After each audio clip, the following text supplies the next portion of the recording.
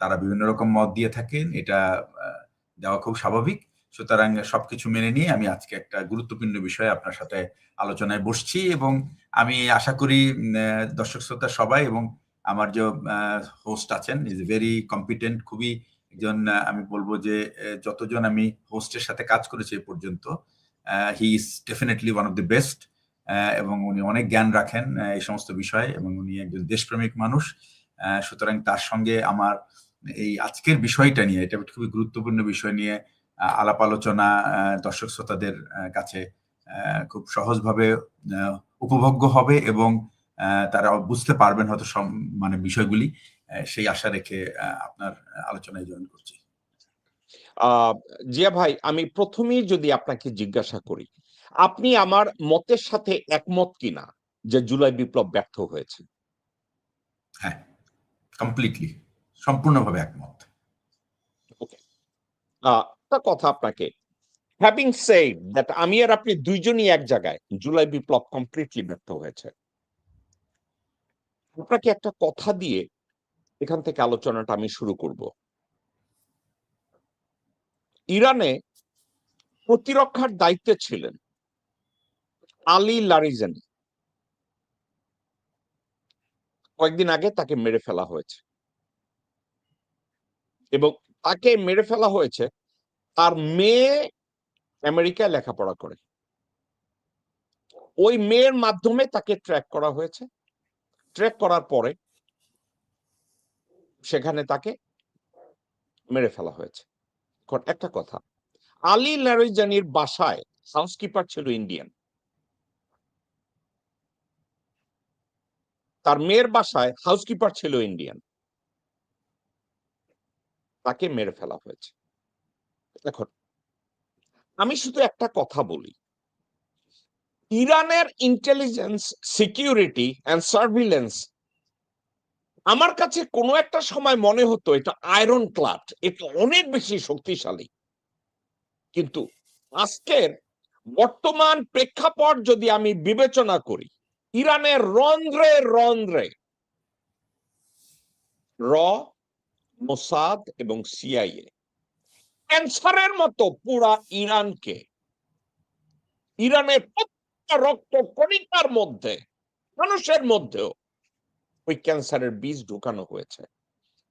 এখন ইরানিদের মধ্যে স্বাধীনতা বোধ আছে, সচেতনতা আছে, দেশপ্রেম আছে, বিপ্লবী মন আছে, কিন্তু আপনি শরীরে ক্যান্সার রেখে যদি এসব দাবি করেন আমাদের বিপ্লবী সরকার, ইসলামী বিপ্লব, অমুক বিপ্লব, বিপ্লব আসলে সফল হওয়ার কি কোনো সম্ভাবনা থাকে?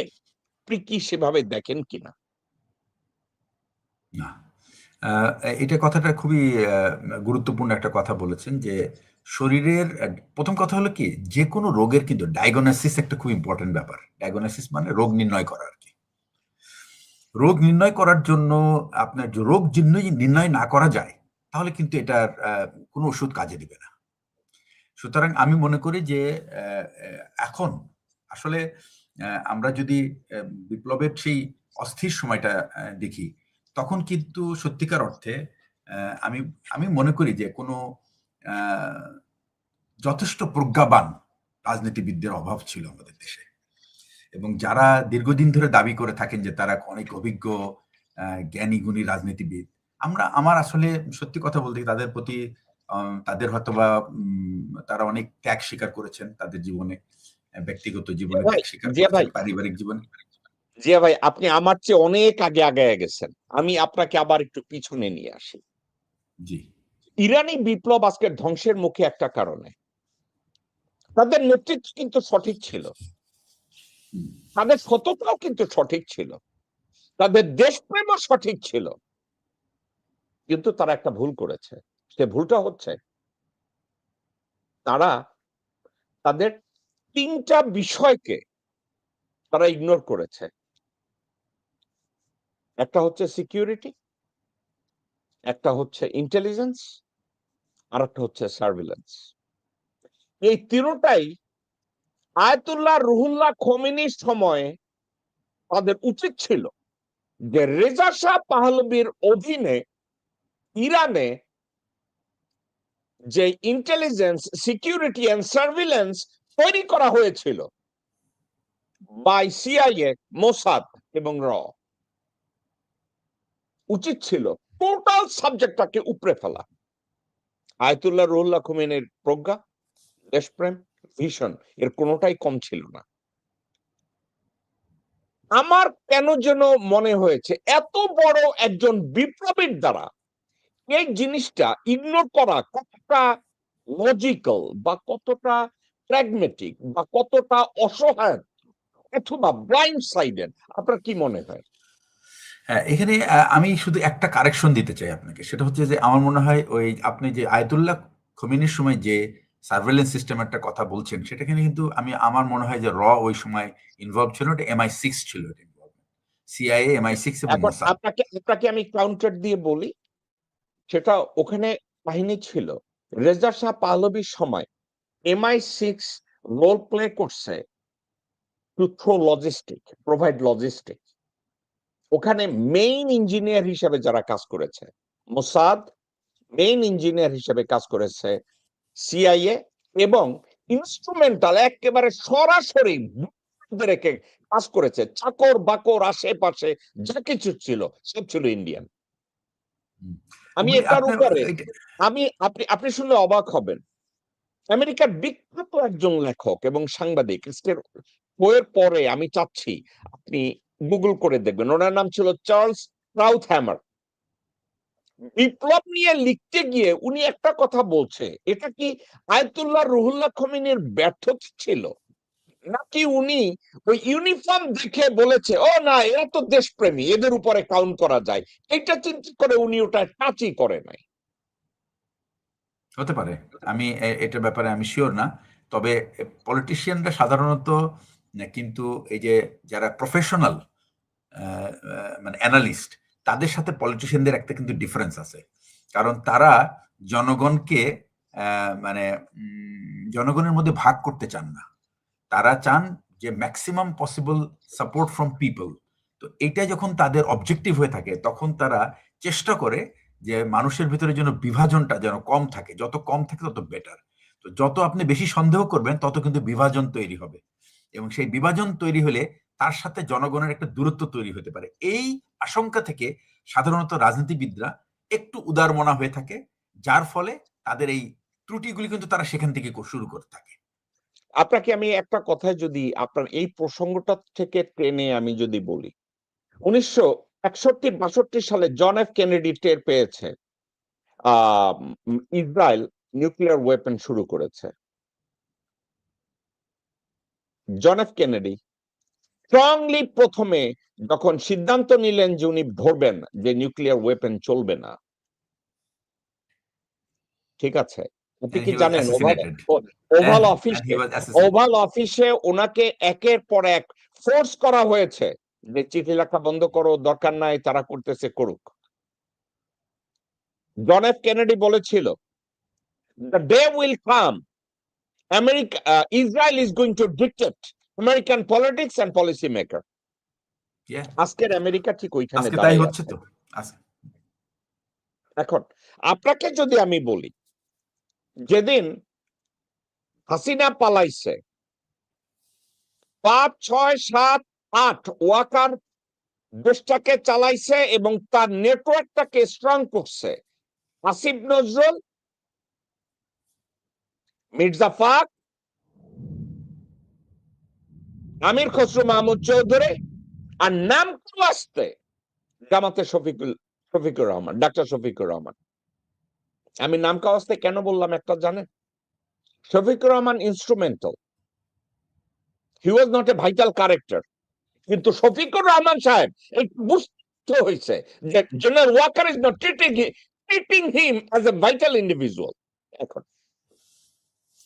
জন এফ কেনেডি, একটু আমি জানি আপনি কোন দিকে যাবেন, আমি জানি, কিন্তু আমি আপনাকে যে কথাটা বলি,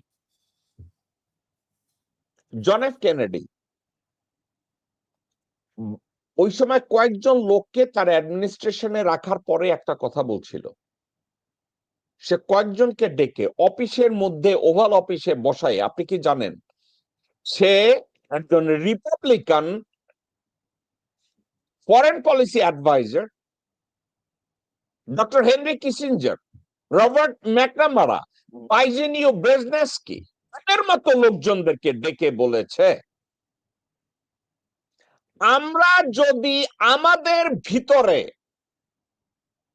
ঢুকে যাওয়া বিদেশি লোকজনদেরকে থামাতে না পারি, এই আমেরিকা একসময় ধ্বংসের মুখে পড়বে। তোমরা আমার সাথে একমত হও অথবা না হও। ওই সময় জন এফ কেনেডির পাশে স্রেফ একজন মানুষ দাঁড়াইছিল। ওই একজন মানুষ কে ছিল জিয়া ভাই?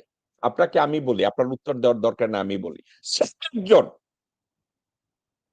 সেটা ছিল রবার্ট ফিটজেরাল্ড কেনেডি, তার আপন ভাই, তৎকালীন অ্যাটর্নি জেনারেল।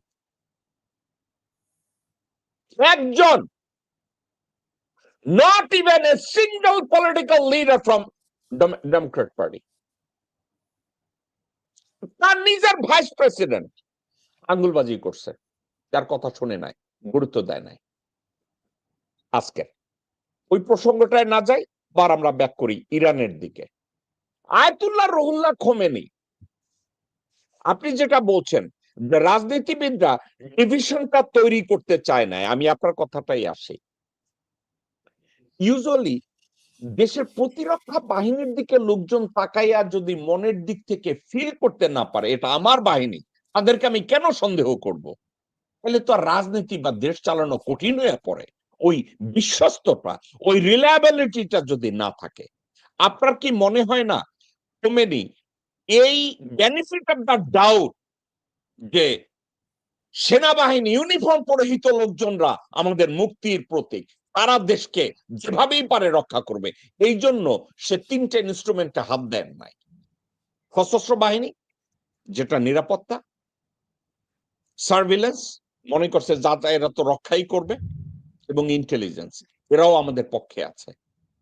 এর বাইরে আমার কাছে কোনো লজিক নাই। আয়াতুল্লাহ রুহুল্লাহ খোমেনির অ্যাডভাইজার ছিল, বিপ্লবে সফল ছিল, অনেক লেখাপড়া করছে, ফরাসি ইন্টেলিজেন্স তাকে ব্যাকআপ করছে, কিন্তু পরবর্তী সময় দেখা গেছে ফরাসি ইন্টেলিজেন্স খোমেনিরে ব্যাকআপ করে নাই, ফরাসি ইন্টেলিজেন্স ব্যাকআপ করছে পশ্চিমাদের ইন্টেলিজেন্সকে। এবার আপনার কাছে বলি, আমি ওই সাবজেক্টটা শেষ করতে চাই, আমি বাংলাদেশে যাব, বাংলাদেশে যাবো মানে সাবজেক্টটা বাংলাদেশে, আমি জুলাই বিপ্লবের মধ্যে যাব, কিন্তু আমি ইরানি বিপ্লবটাকে একটা রোল মডেল হিসাবে ধরতে চাচ্ছি আজকের আলোচনায়, আপনি যদি কনক্লুড করেন। হ্যাঁ, আপনি যে পয়েন্টগুলি তুলছেন এটা তো আপনার কোয়াইট ভ্যালিড আর কি, যে এটার সাথে একটা অ্যানালজি আছে আমাদের আমাদের যে পরিস্থিতি ছিল বিপ্লব পরবর্তী যে অবস্থা, সেটার সঙ্গে একটা সামঞ্জস্য আছে, মিল আছে, এবং সেই মিলের কারণেই হয়তোবা আমাদের এই ব্যর্থতার যেটা আমরা এখন হাহুতাশ করছি আর কি। এবং এটার জন্য কে দায়ী, কারা দায়ী, কিভাবে দায়ী, সেই আলোচনাটি তো আমরা আজকে করতে চাচ্ছি, তাই না? জি, তো আমরা সেখানে যাই। আমার আমার ওকে, মন্তব্য তেমন কিছুই নাই। আমি মনে করি যে আপনি যে বিষয়টা নিয়ে শুরু করেছেন আজকে, যে এটা কেন আমাদের এই ব্যর্থতা হলো, এবং সেটা নিয়ে আমি আমার আমার আমার আমার যে আন্ডারস্ট্যান্ডিং সেটা আমি আপনাকে বলব। তো আচ্ছা, সেটার জন্য আমরা আমরা তৈরি। স্ট্রাকচার ওয়াইজ কি মনে করেন কিনা ডক্টর মোহাম্মদ ইউনূসের যোগ্যতা এবং আয়াতুল্লাহ রুহুল্লাহ খোমেনির যোগ্যতা, ওনারা দুইজন দুই মেরুর বাসিন্দা, কিন্তু যোগ্যতার দিক থেকে আমরা তো ডক্টর মোহাম্মদ ইউনূসকে আমরা তো পেয়েছিলাম। ডক্টর মোহাম্মদ ইউনূস হুম, আন্তর্জাতিকভাবে আয়াতুল্লাহ রুহুল্লাহ খোমেনির চেয়েও বেশি কানেক্টেড, হুম, আয়াতুল্লাহ রুহুল্লাহ খোমেনির চেয়েও অনেক বেশি ইনফ্লুয়েন্সড। হুম। উনি ব্যর্থ হলেন কথা কেন? ঠিক। উনি ব্যর্থ হলেন আচ্ছা, কেন? এখানে উনি ব্যর্থ হলেন তো অনেকগুলি কারণ আছে। আমি ওকে, যদি তার ১ম এ আমি আমার যে ব্যক্তিগত যেটা নীতি আমি ফলো করি, যে যখন আমি কোনো কাজে ব্যর্থ হই, ১ম এ কিন্তু আমি নিজের দিকে তাকাই যে আমি কেন ব্যর্থ হলাম? আমার দোষগুলি কোথায় ছিল? আমাদের ভিতরে কিন্তু একটা স্বাভাবিক, বাংলাদেশের যারা প্রশাসক আছে, যে যেখানেই থাকুক না কেন, সবাই কিন্তু সবসময় আ একটা অজুহাত খুঁজে বের করে তার নিজের ব্যর্থতাকে ঢাকার জন্য। আমি ফিল করি যে এটা আমাদের একটা বেসিক লিডারশিপ প্রবলেম। এটার কারণটা কি? সেটাও আমি বলে দিই। সেটা হলো আমাদের দেশের কোনো প্রাতিষ্ঠানিক লিডারদেরকে তৈরি করার জন্য কোনো প্রাতিষ্ঠানিক প্রতিষ্ঠান নাই, কোনো প্রতিষ্ঠান নাই। যেমন বিদেশে এই আমেরিকা বলেন, ইংল্যান্ড বলেন বা ইউরোপ বলেন, যে সমস্ত দেশে গণতান্ত্রিক দেশ যেটা আমরা বলি, পলিটিক্যাল লিডারশিপ কিন্তু গ্রো করে ফ্রম দি পলিটিক্যাল পার্টি।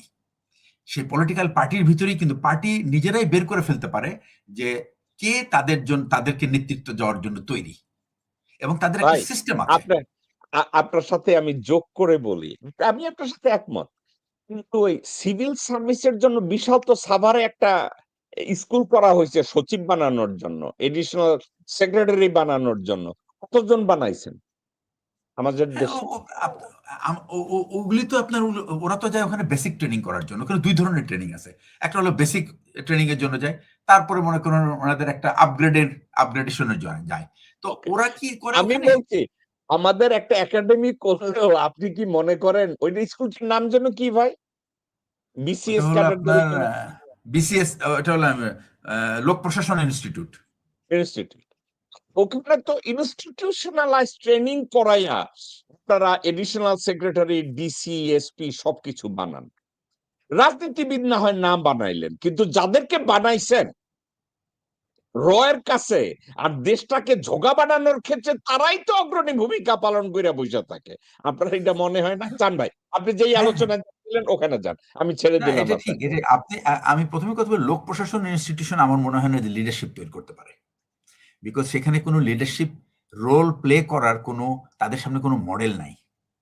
আচ্ছা, ওকে, আপনি যদি সত্যিকার অর্থে আহ, মানে পলিটিক্যাল লিডার না, লিডারশিপ যদি একটা আমরা এটাকে জেনারিক টার্ম ধরি, তাহলে কিন্তু আমি বলবো যে আপনার মিলিটারি একটা ইনস্টিটিউশন, যেখানে লিডারশিপটা মানে একাডেমিক্যালি লিডারশিপ কোয়ালিটিগুলিকে দেখানো হয় তাদেরকে। কিভাবে?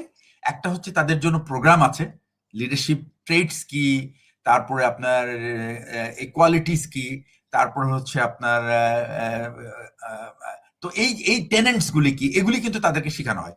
সেকেন্ড হচ্ছে বিভিন্ন লিডারশিপ মডেল তাদেরকে পড়ানো হয়, তাদেরকে অ্যানালাইজ করতে বলা হয়। এই লিডারকে অ্যানালাইজ করো, তার সিদ্ধান্ত গ্রহণ সক্ষমতা কত ছিল, কোথায় সে ভুল ছিল, এক একটা করে কি বলে সিনারিও তাদের সামনে ধরা হয়, এবং তাদেরকে বিশ্লেষণ করতে বলা হয়।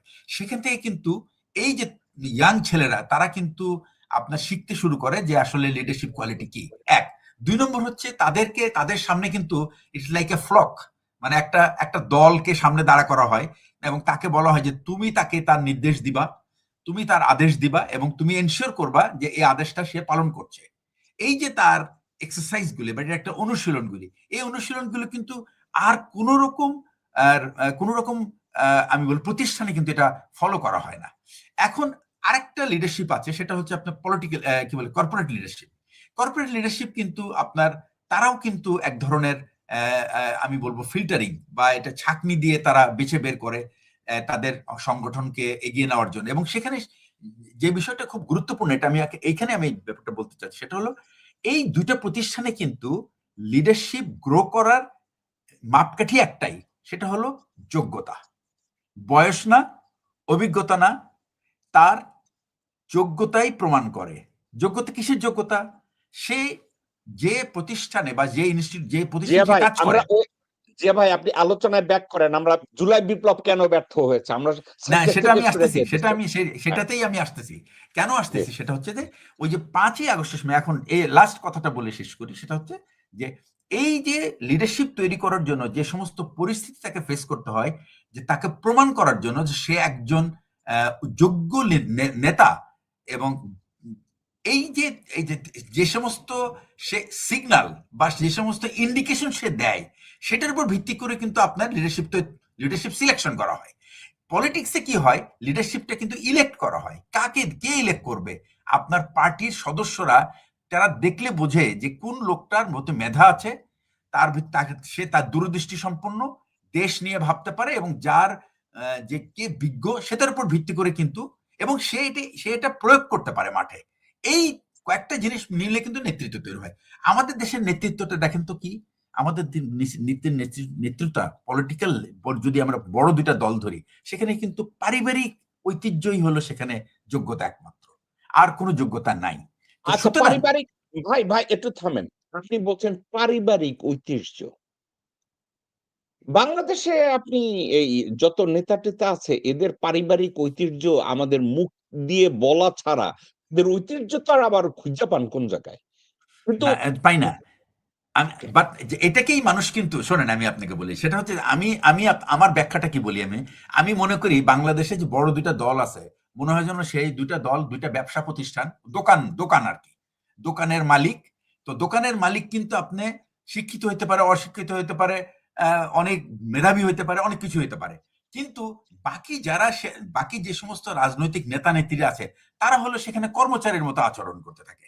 এখন মনে করেন যে আপনি একটা দোকানের, ধরেন আমি একটা দোকানের মালিক, আমি লেখাপড়া কম বুঝি, তাহলে আমি কি করব, আমি আমার দোকানে যে কর্মচারীটা সবচেয়ে ভালো বোঝে, অঙ্ক ভালো বোঝে, হিসাব ভালো বোঝে, তাকে কিন্তু আমি আমার গুরুত্বপূর্ণ দায়িত্বটা দিব। এবং সেটা আমি একটা এক্সাম্পল বলি আমি আপনাকে। আমি একটা প্রতিষ্ঠানে অনেক দিন আগে, মনে করেন আজ থেকে প্রায় 20-25 বছর আগে, একটা প্রতিষ্ঠানে আমরা ভিজিট করতে গেলাম। আমরা স্টাফ কলেজে তখন ছাত্র ছাত্র হিসেবে ভিজিট করতে গেলাম। তো এখানে গিয়ে সেই প্রতিষ্ঠানের যে মালিক, সে মালিককে যখন বলা হলো যে আপনার এই প্রতিষ্ঠানটা এত সফল, তো এটার ব্যাপারে আমাকে একটু ব্যাখ্যা বলেন। সে মালিক কি করলো, সে আঙ্গুল দিয়ে খালি দেখাই দিল যে ইনি বলবেন, মালিক কিন্তু বলতেছে না। তো উনি কি, উনি হলে ওনার ম্যানেজার, ম্যানেজার ব্যাখ্যা করলো। তার মানে কি, ওই ওই মালিক কিন্তু সে, কিন্তু ওনার কর্মচারী কিন্তু তার ব্যাখ্যা দিচ্ছে। তো আমাদের এখানে যেরকম, সেটা হচ্ছে যে আমাদের যে নেতৃত্ব যারা দেয়, পলিটিক্যাল ইনস্টিটিউশনটা এটা একটা পিওরলি একটা ব্যক্তিগত ওনারশিপ। যেমন বিএনপি একটা ব্যক্তিগত ওনারশিপের একটা দল, আওয়ামী লীগ এরকম একটা, মানে এটা হলো আমার দল, এবং আমি জন্মগতভাবে আমার বাপ এটার প্রধান ছিল, সুতরাং এই বাপের যত সন্তান সন্ততি আসবে তারাই, নাতি পুতি যারা, তারাই এটার মালিক হবে। এটা কিন্তু এখানে ইট ইজ নট ইনস্টিটিউশন। তো যার ফলে হয়েছে কি, 5ই অগস্টে যখন পরিবর্তন হয়ে গেল, তখন রাজনৈতিক দলগুলির ভিতর থেকে, যেহেতু মেধাহীন, আমাদের রাজনৈতিক দলগুলির নেতৃত্ব হলো মেধাহীন, সুতরাং তারা ঠিক করতে পারছিল না যে এই দেশটাকে ঠিক করতে হলে আসলে তাদের কি করা উচিত। সেকেন্ড হচ্ছে যে তারা জানে যে তাদের এই মেধা যদি থাকেও সেটা প্রয়োগ করার কোনো স্কোপ নাই, কারণ এখানে এই মেধার কোনো দাম হবে না যদি মালিক এটার অনুমোদন না দেয়। সুতরাং কি দাঁড়াচ্ছে কি, যে সেটা হলো মেধা থাকলেও আমি বলে কি হবে, এটা তো কোনো কাজ হবে না। তো এই ডিলেমার কারণে এই যে সুযোগটা আমাদের কাছে এসেছিল, একটা রাজনৈতিক নেতা সে যদি এই সুযোগটাকে ব্যবহার করতে চাইতো, তাহলে এই সুযোগ ব্যবহার করে সে হতে পারত দেশের একজন মহান ব্যক্তিত্ব। এই যে মহান ব্যক্তিত্ব হওয়ার স্পৃহা, একটা লিডার যদি সে, তার লিডারশিপ কোয়ালিটি না থাকে, তার সাথে সে ডিজায়ার না, বা তাদের যদি সেই ইচ্ছে না থাকে দেশের মানুষের জন্য মহান কিছু করার, নিজের সবকিছু ত্যাগ করে, এই মানসিকতার অভাব হবে ওই সমস্ত লিডারদের ভিতরে যারা যোগ্যতা দিয়ে জায়গায় যাবে না, যারা পারিবারিক সূত্র ধরে নেতৃত্ব পাবে, তাদের ভিতরে এই ইচ্ছা কোনোদিনও জাগবে না। যদি জাগে, দ্যাট ইজ অ্যান অ্যাক্সিডেন্ট। এবং সেটাই হলো, আমি বলবো সেটাই হলো মানে প্রজ্ঞার পরিচয়, যে আমি নিজেকে নিয়ে ভাববো না, আমি অন্যকে নিয়ে ভাববো, দেশকে নিয়ে ভাববো, এবং দেশে সবচেয়ে সফল একটা পদ্ধতি তৈরি করতে চাই। আমাদের সামনে 2026 সালে বা 25 সালে বা 24 সালে যখন আন্দোলন হলো, 24 সালে যখন আমরা আন্দোলন করি, তখন কিন্তু আমাদের সামনে হাজার হাজার উদাহরণ আছে একটা সফল রাষ্ট্র তৈরি করার জন্য কি পদ্ধতি, আমাদের কি ধরনের রাজনৈতিক ব্যবস্থা আমাদের গড়ে দেওয়া উচিত। এখানে আপনার সংবিধান কোনো বাধা না, জনগণ কোনো বাধা না, আপনার প্রশাসন কোনো বাধা হইতে পারে না, যদি সেই নেতৃত্ব ঠিক করতে পারতো যে আমার দেশের জন্য এই এই এই 24 সালে আমরা যা যা দেখেছি ইতিপূর্বে, যেহেতু এটা আমাকে কোনো বেনিফিট দেয় নাই, এটা দেশকে ঠিক পথে নিতে পারে নাই, সুতরাং আমি রাজনৈতিক নেতা হিসেবে আমাদের একটা দায়িত্ব আছে এটা একটা সঠিক পথে আনার। কিন্তু তারা কি করলেন, তারা কিন্তু কেউ নিজেদের দায়িত্বটা নিলেন না, তারা দিয়ে দিলেন কতগুলি অথর্ব লোকের উপরে এই দায়িত্ব দিয়ে দিলেন। অথচ এটা কিন্তু একটা সুযোগ ছিল যে রাজনীতিবিদরা তাদের দেশটাকে সঠিক পথে আনার জন্য সবাই যেহেতু একমত ছিল, ওইটা এমন একটা সময় ছিল সেখানে তারা যে কোনো কিছু ভেঙে চুরে ঠিকঠাক করে ফেলতে পারতেন। কিন্তু তারা ইচ্ছা করে তারা এই দায়িত্ব থেকে সরে গেলেন দুইটা কারণে। একটা হলো, আমি মনে করি দুইটা কারণে, একটা হচ্ছে তারা নিজেরা চান না এমন কিছু করতে যেন যেই ফাঁদে তারা নিজেরাই পড়বেন, আর 2 নম্বর হচ্ছে যে তারা যদি এটা করেনও, এটা তাদের যে সুপ্রিম নেতৃত্ব আছে এটা হয়তো তারা নাও মেনে নিতে পারে। এই দুইটা কারণে আমার মনে হয়েছে যে রাজনৈতিক নেতৃবৃন্দ যারা ছিল দায়িত্বশীল, আমি তখন নাম ধরেই বলে, মির্জা ফখরুল সাহেব, তারপর উনার নেতৃত্বে উনার দল, শফিক সাহেব তার নেতৃত্বে তার দল, এনসিপি তো তখন আমি বলবো যে দেয়ার ফ্লুইড কন্ডিশন, তাদের ভিতরে ওই ওই ওই চেতনাটা আসে নাই, তাদের ভিতরে হয়তো বা স্পিরিট ছিল, বাট ওই প্রজ্ঞাটা তখনও তাদের ভিতরে আসে নাই। তো এরা কিন্তু একসাথে বসে কিন্তু তারা ঠিক করতে পারে নাই যে তাদের অ্যাকচুয়ালি কি করা উচিত। এক, দুই নম্বর হচ্ছে আমাদের দেশের যে পেশাজীবীরা আছে এরা হলো অত্যন্ত ধান্দাবাজ একটা দল, অত্যন্ত ধান্দাবাজ। নট এ সিঙ্গেল, আমি বলবো কেউ একজনও নাই যে তার নিঃস্বার্থভাবে দেশের জন্য কাজ করতে প্রস্তুত। প্রত্যেকটা লোক কিন্তু স্বার্থের পিছনে ঘোরে। সুতরাং এখানে আমি মনে করি যে এই লোকগুলির উদাসীনতা এবং ইচ্ছাকৃতভাবে তারা এই দেশকে ঠিক করতে চায় না, বিকজ ঠিক করলে তারা যে মধু সময়ে অসময়ে যে মধুগুলি তারা পেতে থাকেন, এই মধুর পথ বন্ধ হয়ে যাবে। এই জন্য তারা নিজেরা ইচ্ছা করে এই সংস্কার থেকে তারা নিজেদেরকে সরিয়ে রাখলেন। দায়িত্ব দিলেন কার উপরে? প্রফেসর ইউনূসের উপরে, যিনি দেশে ছিলেন না এবং এই যে বিপ্লবের যে আঁচ এটা উনি পান নাই। উনি ভুক্তভোগী ছিলেন কিন্তু বিপ্লবের আঁচ কিন্তু উনি পান নাই। তারপরে উনার একটা বড় প্রবলেম ছিল, উনি কিন্তু উনার ব্যক্তি স্বার্থের ঊর্ধ্বে উঠতে পারেননি। এটা কিন্তু পুরো 18 মাস আমরা দেখেছি। উনি কি করেছেন, উনি একজন হেড অফ দি অ্যাডমিনিস্ট্রেশন হিসেবে উনি কোনো উপদেষ্টাকে ডেকে তাদের কাজের কোনো স্টক টেকিং যেটা বলে আর কি, হিসাব নেওয়া, যে আপনি 3 মাসে কি করলেন, তাদেরকে তিনি দিয়েছেন কোনো লক্ষ্যমাত্রা বা কোনো অবজেক্টিভ দেয় নাই, এবং তাদের কাছ থেকে কিছু উনি চান নাই, এবং তারা এই যে উপদেষ্টারা তারা নিজেরাও তারা এসে তার ব্যাখ্যা করেন নাই, বা তারা নিজেরাও ঠিক করেন নাই যে তাদের আসলে কি করা উচিত। সবাই ধরে নিয়েছে যে উপদেষ্টারা ছিলেন তারা কিছু 2-1 জন আছে যাদের খুব ব্যক্তিগত অ্যাম্বিশন ছিল, সেই অ্যাম্বিশন অনুযায়ী তারা কাজ করেছে, আর বাকিরা কি করেছে, সময় কাটিয়ে দিয়েছে। এটা হলো আমার একটা স্পষ্ট বার্তা। আমি কোনো উপদেষ্টাকে দেখি নাই যে সে নিজে স্বপ্রণোদিত হয়ে, প্রথম কথা হচ্ছে যে একটা উপদেষ্টা যদি, এরা তো সবাই শিক্ষিত, তারা যদি ঠিক করে থাকে যে তারা জনগণের সরকারের, জনগণ কর্তৃক নির্বাচিত, তাদের প্রত্যেকটা কাজ একটা সরকারের যখন মন্ত্রী বা উপদেষ্টা তো মন্ত্রী পর্যায়ের, তাই না, সে মন্ত্রী যখন তার কর্মকাণ্ডের হিসাব তার জনগণের কাছে দিতে সে বাধ্য। এখন সে বলতে পারে আমার তো সংসদ নাই, আমি কার কাছে জবাব দেব? তোমার সংসদ নাই কিন্তু তোমার তো টাউন হল আছে, তোমার অডিটোরিয়াম আছে, তুমি ডাক্তার, সাংবাদিক সহ সাধারণ মানুষদেরকে ডাক্তার, আমি আজকে আমার মন্ত্রণালয়ের উপরে আমি আপনারা আমাকে দায়িত্ব দিয়েছিলেন অমুক মন্ত্রণালয়ের, এবং এই মন্ত্রণালয়টা গত 3 মাস কিভাবে চলেছে, আমি কি কি সমস্যা ফেস করেছি, আমি আপনাদের সঙ্গে এটা আমি তুলে ধরতে চাই। এটাই জবাবদিহিতা। তখন কিন্তু আজকে যে জনগণ প্রত্যেকটা উপদেষ্টাকে তারা বিচারের মুখোমুখি দাঁড় করাতে চাচ্ছে, তারা যদি এই জবাবদিহিটা তখন করতো তাহলে কিন্তু তাদের বিচারের মুখোমুখি হতে হয় না। এবং ওইখানে তারা বুঝতো যে তাদের সমর্থনটা কোথায়, তারা সেই সাহসটা পেত সাধারণ মানুষের কাছ থেকে। তারা যদি বলতো যে আমি এই কারণে 10টা কারণ, আমি এই কারণে আমি আমার কাজ আমি আগাতে পারছি না। যেমন আমি আপনাকে বলি, সেটা হচ্ছে যে সেনাবাহিনীর কাজ কিন্তু আভ্যন্তরীণ নিরাপত্তা নিশ্চিত করা না। আভ্যন্তরীণ নিরাপত্তার জন্য সেনাবাহিনীকে ডেকে আনা হয়ে থাকে বা সেনাবাহিনীকে যদি চাওয়া হয়ে থাকে, তাহলে সেটা হওয়া উচিত ছিল খুবই টেম্পোরারি পিরিয়ড, এবং যখনই তার আভ্যন্তরীণ নিরাপত্তার জন্য যাদের দায়িত্ব তারা তৈরি হতো, তখনই সেনাবাহিনীকে সরায় দেওয়া উচিত ছিল। কিন্তু তা না করে পুরো 18টা মাস সেনাবাহিনীকে বাইরে বের করে রাখা হয়েছে, এবং এতে কি হয়েছে, সেনাবাহিনী কিন্তু তাদের যে প্রাথমিক দায়িত্ব, সেই দায়িত্বটা থেকে তারা এই 1.5 বছর কিন্তু আর দূরে ছিল। একটা স্ট্যান্ডিং আর্মি বা একটা যদি পেশাদার সেনাবাহিনী যদি তার মূল দায়িত্ব থেকে 1.5 বছর বাইরে থাকে, তাকে 3 বছর প্রশিক্ষণ করতে হবে ওই 1.5 বছরের কভার আপ করতে। 1, 2 নম্বর হচ্ছে ওই সময় দেশের যদি কোনো বিপদ আপদ হতো, তাহলে সেই বিপদটা কে ঠেকাতো?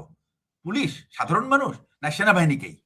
তাহলে সেনাবাহিনীর কাজ যা, সেটা না করিয়ে তাকে যদি আপনি সেকেন্ডারি ডিউটি দেন, আর সেকেন্ডারি ডিউটির যে লোক বললেন যে সে অকেজো, তাকে দিয়ে কোনো কাজ হচ্ছে না, তাহলে সেই সেকেন্ডারি যে নিরাপত্তা বাহিনী ছিল তার যে প্রধান ছিল, তাহলে তো তার প্রথম কথা হলো ইউনূস সাহেবের প্রথম কাজ ছিল তার জবাবদিহিতা করা, যে তোমার তোমার ফোর্স কেন তৈরি হচ্ছে না আমাকে সেটা বলো। তার কারণ বলতে হবে যে আমি, এনারা কি করেছে, এনারা কখনোই এই সমস্যার মূলে তারা যায় নাই। এরা সবাই সুগার কোটিং নিয়ে, তারা কি করেছে, পার্ক অ্যান্ড প্রিভিলেজ, গাড়ি, পিয়ন, বেতন, ফ্ল্যাগ, এগুলি নিয়ে তারা ব্যস্ত ছিল। এবং আমি তো নিজে অনেকগুলি জায়গায় দেখেছি যে তারা তাদেরকে প্রথমে 1-1.5 মাস ধরে তারা একটা কাজ দিয়েছে, সেই কাজ বাদ দিয়ে তারা খালি চিন্তা করছে আমার আমার প্রোটোকল কোথায়, আমি আমি কার কার আমার স্ট্যাটাস জিয়া কি, ভাই, ইত্যাদি। জিয়া ভাই, জিয়া ভাই, আপনাকে আমি থামাই। ডিম আগে না মুরগি আগে? আমরা এ ধরনের একটা বিতর্ক আমাদের দেশে আছে। মুরগি আগে না ডিম আগে? হুম। আপনি আমাকে যে কথাগুলো বলছেন এর কোনোটার সাথে আমার কোনো দ্বিমত নাই, এটার সাথে আমি একমত। আপনি একটা জায়গায় যান নাই। ইট ওয়াজ এ প্রি প্ল্যান টু গিভ, ওই যে পুলিশ আর্মিরে কি দিছে, আর্মিরে কি জানি একটা দেওয়া হয়েছিল না, এসটিসি পাওয়ার। ম্যাজিস্ট্রেসি পাওয়ার।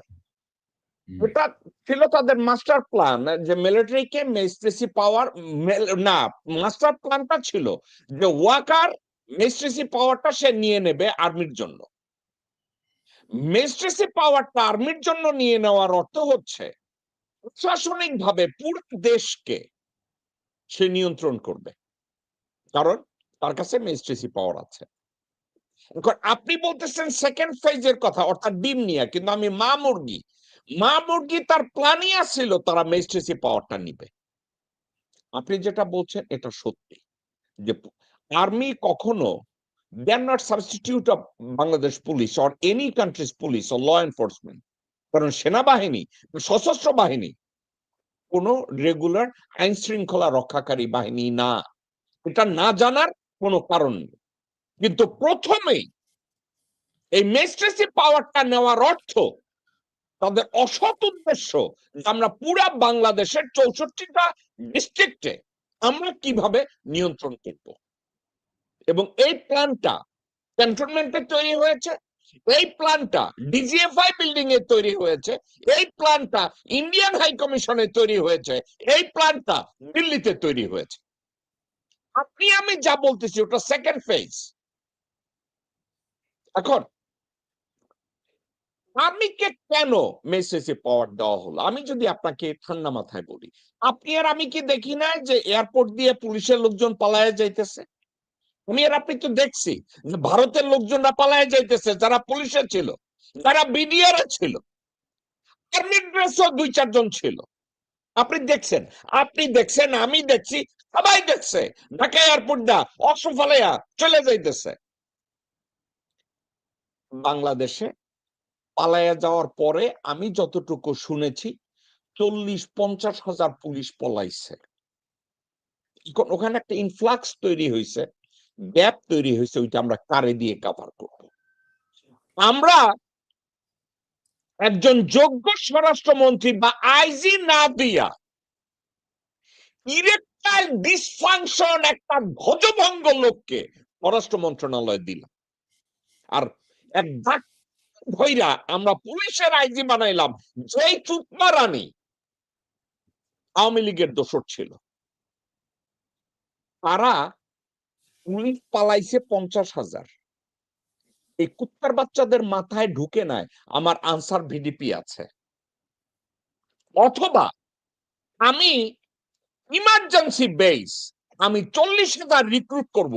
আমি আমার এই কাজগুলো যারা পলায় গেছে তাদেরকে ডিসমিস, রিটায়ারমেন্ট বেনিফিট তারা কিছুই পাবে না, আমি 40,000 রিক্রুট করব। তাদেরকে 6 মাস 1 বছরের ট্রেনিং এর বদলে আমি 3 মাসে তাদেরকে মাঠে ছেড়ে দেব, কারণ এরা হবে বিপ্লবী। এখন এই কথাটা কিন্তু আমরা প্রথমেই বলেছি। আমরা হ্যাঁ, যারা আমরা যারা তারা, আমরা যারা সাধারণ মানুষ ছিলাম, বিভিন্ন রকম হ্যাঁ, সেমিনার সিম্পোজিয়ামে আমরা কিন্তু এই মতো বলেছি যে আপনি ইমিডিয়েটলি এটা করেন, কিন্তু উনি এটা করেন নাই। এখন কেন করেন নাই, এই ভাই করেন কাজটাই তো নাই। অ্যাকচুয়ালি। ভাই, আমি আজকের আলোচনাটা এইটা, উনি করেন নাই। ভাই, doctor Mohammad Yunus he is not a ফুল,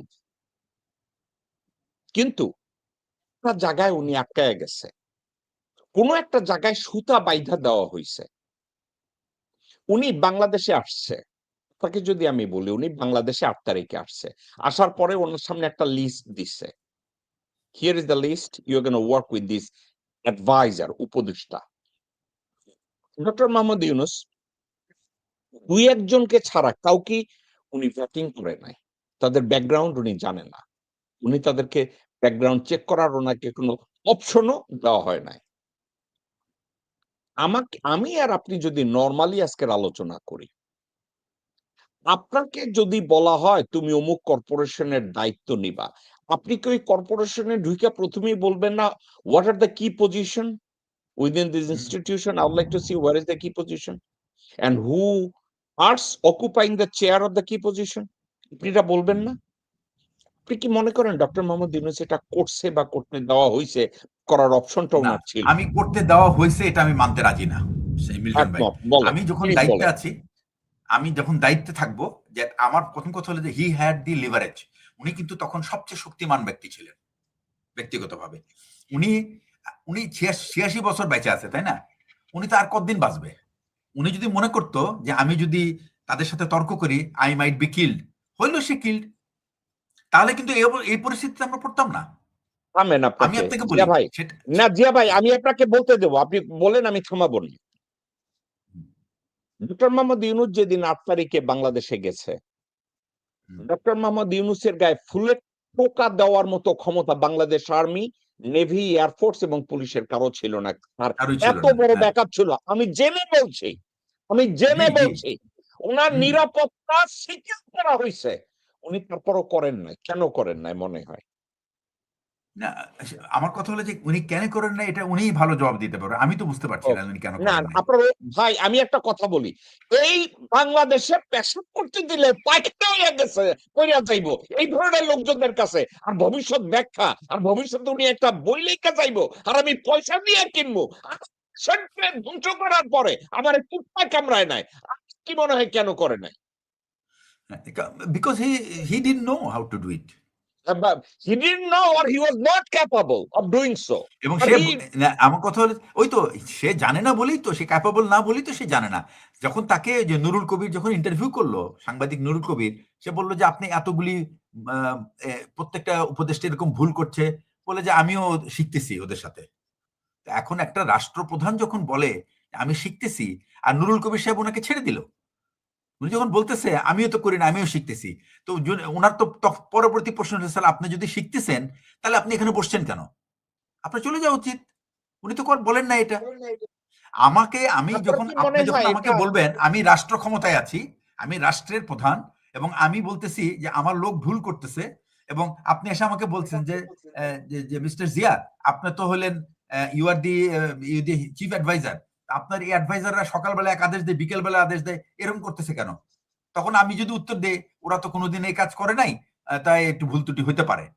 তো আপনি কি তাদের এই ভুল ত্রুটির কারণ তো জানতে চাইবেন যে তুমি কেন ভুল করলা, সে কারণ তো জানতে চাইবেন। তা আপনি কি জিয়া কারণ ভাই, আপনার কখনো কি জানতে মনে হয় চাইছেন? না, উনি আপনার মনে উনি হয় কি না ইট বলছেন? ওয়াজ, উনার উত্তর কি আসলে ওরা তো কেউ করে নাই, সুতরাং একটু একটু ভুল হইতেই পারে, বলে আপনার আমিও কি তো করি মনে নাই। হয় না? সে বলছে আপনার তারপরের উত্তরটা ছিল আমিও তো করি নাই আমিও শিখতেছি। তখন প্রশ্ন থাকায় যে আপনি যদি দেশের রাষ্ট্রপ্রধান যদি বলে যে আমি শিখতেছি, তাহলে রাষ্ট্র চলবে কিভাবে ভাই? তাহলে আপনি আপনি বলেন নাই কেন যে আমি আসলে এই কাজ জানি না, প্লিজ আমাকে এটা দিও না, আমি পারবো না এটা। ভাই, আপনাকে আমি একটা শোনেন, কথা বলি। আমাদের হলো কি না এই যে ভাই, আপনি ভাই যাদের কথা, এক আমি সেকেন্ড। আমি আরেকটা কথা বলি, আমি একটা কথা বলি, যে সেটা হলো আমাদের না প্রত্যেকটা মানুষ, ওই যদি আপনি মনে করেন যে আপনি একজন সবচেয়ে কম শিক্ষিত একটা মানুষ সমাজের নিচু স্তরে, তাকেও যদি বলেন এই তোমাকে কিন্তু আমরা প্রধান উপদেষ্টা বানাবো চলো, সে কিন্তু বলে হ্যাঁ পারবো, পারবো না কেন, আমি তো পারবো, ইউটিউবে মেলা দেখছি কেমনে চালাইতে হয়। তার মানে কি কেউ ভাই, কিন্তু আজ পর্যন্ত বলে নাই। আমেরিকার এই একটা ড্রামা সিরিয়ালের নায়ক যদি এখন আমেরিকার প্রতিরক্ষা মন্ত্রী হয় তাহলে পারবে না কেন? হ্যাঁ, বা রাইট রাইট। ভাই, কিন্তু আমি অন্য অন্য অন্য একটা জায়গায় যাই ভাই, আমি আমেরিকায় থাকি, আমি অন্য কথা কই, আপনারে আমি বলি। মনে আছে এল সালভাডোরে নেতৃত্ব দেওয়ার মতো আর কোন লোকজন খুঁজে পাইতেছিল না যাদের দ্বারা তত্ত্বাবধায়ক সরকার করা হইব। পরবর্তী সময় ওখানে এল সালভাডোরে একটা রেফারেন্ডাম হইল, যে এল সালভাডরের কোন ব্যক্তিকে সরকার প্রধান কইরা নির্বাচন দেওয়া সম্ভব না। তখন তারা ইউনাইটেড নেশনসে বলল যে তোমাদের একজন লোককে তোমরা এল সালভাডরে পাঠাও, যে আইসা নিরপেক্ষ সুষ্ঠু একটা নিরপেক্ষ নির্বাচন দিবে। ওই লোকটাকে ইউনাইটেড নেশনস তাকে পিক করলো, লাগদার ব্রাহিমি নামের এক লোককে তারা ব্যবহার করলো, এক মুসলমানরে পাঠাইলো এখানে সরকার পরিচালনা করার জন্য। এখন মজার কথা, লাগদার ব্রাহিমির জিরো এক্সপেরিয়েন্স একটা সরকার গঠন করা, সরকার পরিচালনা করা, তার কোনো লাগদার ব্রাহিমের কোনো এক্সপেরিয়েন্স ছিল না। আপনি কি জানেন ওখানে গিয়ে সে প্রথমেই একটা কথা বলছে, ওইখানে যাওয়ার পরে বলছে যে এই লোকজনদের সাথে তুমি কাজ করবা। সে ওখানে ঢুইকা বলছে তোমরা যাদেরকে সিলেক্ট করছো এই পজিশনের জন্য আমি সবার রেজিগনেশন লেটার আমার হাতে চাই। লাগদার ব্রাহিমির ফার্স্ট স্টেপ ছিল সবাই রিজাইন করো, রেজিগনেশন লেটারটা আমার কাছে দাও এবং তোমাদের সবার রেজুমি আমার কাছে দাও। এবং তারপরে উনি স্ট্রং একটা ভেটিং টিম রে উনি পাঠাইলেন লোকজনদের সাথে কথা বলার জন্য, সাংবাদিকদের সাথে, পেশাজীবীদের সাথে, ব্যবসায়ীদের সাথে কথা বলার জন্য। বলার পরে উনি বলল যে আমি কোন কোন লোকজনদেরকে এই পদে অ্যাপয়েন্ট দিলে আমি কাজ করতে পারবো এবং তারা নিরপেক্ষ হইতে পারবে। আচ্ছা, ডক্টর মোহাম্মদ ইউনূস কি এতটাই নাইভ? উনি বিএনপির কাছে মতামত চাইছে যারা 15 বছর রাজনীতিতে ফেল করছে। উনি মতামত চাইছে জামাত ইসলামের কাছে যারা গত 54 বছরের রাজনীতিতে ফেল করছে। ডক্টর মোহাম্মদ ইউনূস বামপন্থী এক সদস্য বিশিষ্ট রাজনৈতিক দলের লোকজনদেরকে ডেকে বলছে আপনারা মতামত দেন যাদের পিছনে কোনো লোকবল নাই, শিক্ষা নাই, দূরদর্শিতা নাই, দেশপ্রেম নাই। এটা একটা দিক। অন্য দিক, দেশের নিয়ন্ত্রণ চলে গেছে অন্য একটা জায়গায়। বলছে আর্মিকে ম্যাজিস্ট্রেসি পাওয়ার দেয়া লাগবে ল এনফোর্সমেন্ট কন্ট্রোল করার জন্য। এখন ডক্টর মোহাম্মদ ইউনূসের ব্যর্থতা আমি কোনোভাবে অস্বীকার করার কোনো রাস্তা নাই। ডক্টর মোহাম্মদ ইউনূসের হাতে ব্যালিস্টিক সুপারসনিক মিসাইল ছিল, কিন্তু উনি জানতেনই না ওটা অপারেট করতে হয়। ওনার ক্ষমতা ছিল অসীম, ওনার কোনো ধারণা নাই, কিন্তু সে লোভের জন্য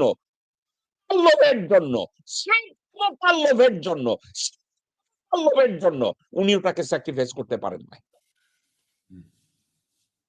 আমার কাছে আপনার কাছে আমি জিজ্ঞাসা করছি ভাই ডক্টর মোহাম্মদ ইউনূস এটা কেন করেন নাই? কারণ এই মুহূর্তে আমি কারো কাছে সেল করতে পারবো না যে ওনাকে করতে দেওয়া হয় নাই, এটা আমি সেল করতে পারবো না। আপনি থামাইয়া দিচ্ছেন যে ভাই আমি এটা মেনে নেব না, ওনাকে করতে দেওয়া হয় নাই, কাছে হাইপারসনিক মিসাইল ছিল, উনি কেন ফায়ার করে নাই? সত্যি কথা। এবং সেই মুহূর্তে উনি যখন ওনার অযোগ্যতা, ওনার লোভ, ওনার না উনি যখন সংবরণ করতে পারে নাই, এই সুযোগটা পুরোপুরি ওয়াকারুজ্জামান এবং তার সাথে বসে কয়েকজন জেনারেল তারা একত্রে ভারতীয় হাই কমিশনের সহায়তায়, বিক্রম মিশ্রির সহায়তায়, অজিত দোভালের সহায়তায়, জেনারেল দ্বিবেদীর সহায়তায়, পরাগ জৈনের সহায়তায়, জেনারেল আর.এস. রেমনের সহায়তায় ওনারা প্রথম স্টেপ ক্ষমতা ম্যাজিস্ট্রেসি পাওয়ার নিয়ে নাও আর্মির জন্য। উনি ম্যাজিস্ট্রেসি পাওয়ারটা নিয়ে নিলেন। ম্যাজিস্ট্রেসি পাওয়ার নেওয়ার সাথে সাথে বলছে পুলিশের আইজি কে হবে? আওয়ামী লীগেরই শুভাকাঙ্ক্ষী, যে পেশাব করতে গেলে পায়খানা কইরা দেয়, বাহারের ধরতে হইব, কারণ বাহার আমাদের লয়াল। বাহারের বউ গোপালগঞ্জের আওয়ামী লীগের নেতা নেত্রী, এই বাহারের দিয়েই আমাদের হবে। তারপরে কইছে ইরেকটাইল ডিসফাংশনের একজন জেনারেল আছে, শালা লেবন্ডি নাতির ঘরের বান্দি একটারে পাইছে। নাম কি? ওইটার নাম জাহাঙ্গীর। নাম ধইরা ঢালার ভিতরে বসায় দেয় পররাষ্ট্রমন্ত্রী। তারপরে কইছে ডিজিএফআই তে আমার রয়ের একজন মোস্ট অনুগত লোককে আমার বসাইতে হইব যে র এবং ভারত সম্পর্কে জীবনে কোয়েশ্চেন করবে না। আছে কেনা? কয় জাহাঙ্গীর আলম। নাও জেনারেল ছাত্রলীগের পুরানা ছাত্রলীগের জাহাঙ্গীর এই বাচ্চারে বসায় দাও। তাহলে তো খেলো এখানেই খতম। কারণ এর কোনো অ্যাপ্রুভাল ইউনুসের কাছ থেকে নেওয়া লাগে নাই, ইউনুস দেয়ও নাই। ইউনুস আর নান্দির ঘরের বান্দি আর একজনে মিল্লা হিলস জেনারেল তৈরি করছিল। কামরুলে আমরা বিশাল একটা মুদ্রা বানাবো, কম্পিটিটর বানাই দেবো, চোটের বাল যার গোড়ায় কোনো ঘাস ছিল না। এখন এই কথাগুলো আমরা বাংলাদেশে কেউ কই না, আমরা বলতে যাব না। আমাদের বলতে গেলে র আইসা দরজায় নক করবে, র দরজায় নক করবে। আপনি কি বলবেন যে ভাই বাংলাদেশে র আসবে কোথা থেকে? ভাই আপনি যে র, আপনি নিজেই জানেন না। আপনি খালি জয় বাংলা কন, কিন্তু আপনি র। বাংলাদেশে এই মুহূর্তে যারা জয় বাংলা স্লোগান দেয় তারা নিজেরা জানে না যে তারা র। যারা জাতীয়তাবাদী দল কয়ে জিন্দাবাদ দেয় তারা আজকে র, তারা জানে না। তো বিপ্লব ব্যর্থ হওয়ায় আপনি যে কথাটা বলছেন, আমি আর আপনি একাডেমিক আলোচনা করতে পারি, এইটার পরে এইটা, এইটার পরে এইটা, এইটার পরে এইটা। কিন্তু আমার সমস্যা একটা জায়গায়, মিলিটারিকে মেজিস্ট্রেসি পাওয়ার দেওয়া হয়েছে মাস্টার প্ল্যানের প্রথম পার্ট। মেজিস্ট্রেসি পাওয়ার যদি মিলিটারিকে দেওয়া হয়, তার সর্বসর্বা কেনা, যদিও একজন নাম কাওয়াস্তে পুলিশের আইজি স্বরাষ্ট্রমন্ত্রী বসাইছে, কিন্তু সর্বেসর্বা ওয়াকার। আপনার মনে আছে ওয়াকার রাওয়া ক্লাবে যাইয়া ভাষণ দেওয়ার সময় কইছে আমার মাত্র 30,000 আর্মি দিতে পারে। সাউয়ার পুত্র 30,000 দেওয়ার তুই কেনা? সাউয়ার পুত্র এতগুলা ডিভিশন আছে। ওই না বলছে অজুহাত দেওয়া শুরু করছে তাদের সামনে। কতগুলা ধ্বজমঙ্গল লোক সামনে বসা, যারা ওইখানে বসা কইতে পারবো না, কুত্তার বাচ্চা তোরা চেয়ারটা পিটাই আমরা ইন্দা বাইক করে দেবো। জেনারেল ওই আর্মি থেকে বাইরে এসে সাউয়ার পুত্রদের আর পাওয়ার কি আছে? মহিলা তো ওইখানে বসা না, ওয়াকারের সামনে কিছু বলা যাবে না, ছেড়ে দিচ্ছে। ওয়াকার সঠিকভাবে পন্থায় দিচ্ছে। জুলাই বিপ্লব শেষ। কোথাকার কোন বালের সাইন আর হাদি, কোথাকার কোন বালের আব্রাম শেষ। এখন আমরা বৈশা বৈশা কমু ইউনুস সাহেব বসে বসে রক টিকবে, আমার তো মুখ আসে না, শরীর মধ্যে হাত দাও মুখের বেগ পাইবো, আমরা এখন ওখানে বসে রয়েছি। আপনি বলেন আমার কথার মধ্যে অশালীন ভাষা ছিল, আপনি কোন জায়গায় প্রতিবাদ করবেন? It's your field, go ahead Zia ভাই। আচ্ছা, না আমি আপনাকে এই ম্যাজিস্ট্রেসি পাওয়ারটা কথা বলি। সেটা হচ্ছে যে আমি একটু খুবই আমার সিম্পল ক্যালকুলেশন হচ্ছে যে ম্যাজিস্ট্রি পাওয়ার আর্মি কেন নিয়েছিল সম্ভবত আর্মি নিজেও জানে না। আর গভর্নমেন্ট এটা দিয়েছে, গভর্নমেন্ট এটা দিয়েছে তাদের স্কিন সেভ করার জন্য। এটা হলো এক। এর পরের ব্যাপারটা সেটা হচ্ছে যে আর্মির আর্মি যেভাবে ইনভলভমেন্ট হয় নাই, যেটা আমি বলবো যে একেবারে টপ টু বটম ম্যাজিস্ট্রেসি পাওয়ারের যে ইনভলভমেন্ট আমরা এক্সপেক্ট করেছিলাম, সেই সেই ইনভলভমেন্টটা হয় নাই 1/11 এক্সপেরিয়েন্সের কারণে। আর আর্মি নিজের থেকে আমি মনে করি যে রিফর্মের জন্য আমি আর্মিকে দায়ী করতে রাজি না। কেন ভাই না? আপনি কারণ ভাই জিয়া ভাই, জিয়া ভাই আলোচনাটা অন্যদিকে আল্লাহর ওয়াস্তে নিয়েন না। আমি আপনাকে বলি, প্রথম আমি দ্বিমত পোষণ করি। আর্মি এক্স্যাক্টলি জানতো, আপনি যদি টোটাল আর্মির কথা বলেন একমত, তো জেনারেল ওয়াকার এবং তার সাথে আশেপাশে যতগুলা জেনারেল রয়ের হয়ে কাজ করতেছে, তারা লোক exactly জানতো যে তাদের মেজিস্ট্রেসি পাওয়ার কেন দরকার। আমি আপনার সাথে 360 ডিগ্রি আমি দ্বিমত পোষণ করি। আপনি এই কথা বললেন না যে তারা জানতো না। আর ইউনুস সাহেব কেন দিচ্ছে? ইউনুস সাহেব জানেই না কেন সাবজেক্টটাই ওখানে আসে না। উনি জানেই না যে উনি কি করতেছে। এই দায়িত্ব এই কাজটা করছে আসিফ নজরুল। হতে পারে, আপনি এই যে হতে বললেন পারে। না, এক্স্যাক্টলি জেনারেল ওয়াকার জানতো তার মেজিস্ট্রেসি পাওয়ার দরকার, সিভিল প্রশাসনে তার আঙ্গুলবাজি দরকার, লোকজনদেরকে কোনো অ্যারেস্ট করানো তার দরকার।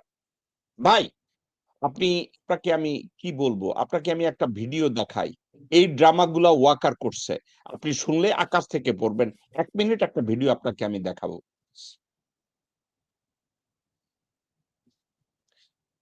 ওয়াকারের এই জিনিসগুলো সে করানোর জন্য তার কি করবে?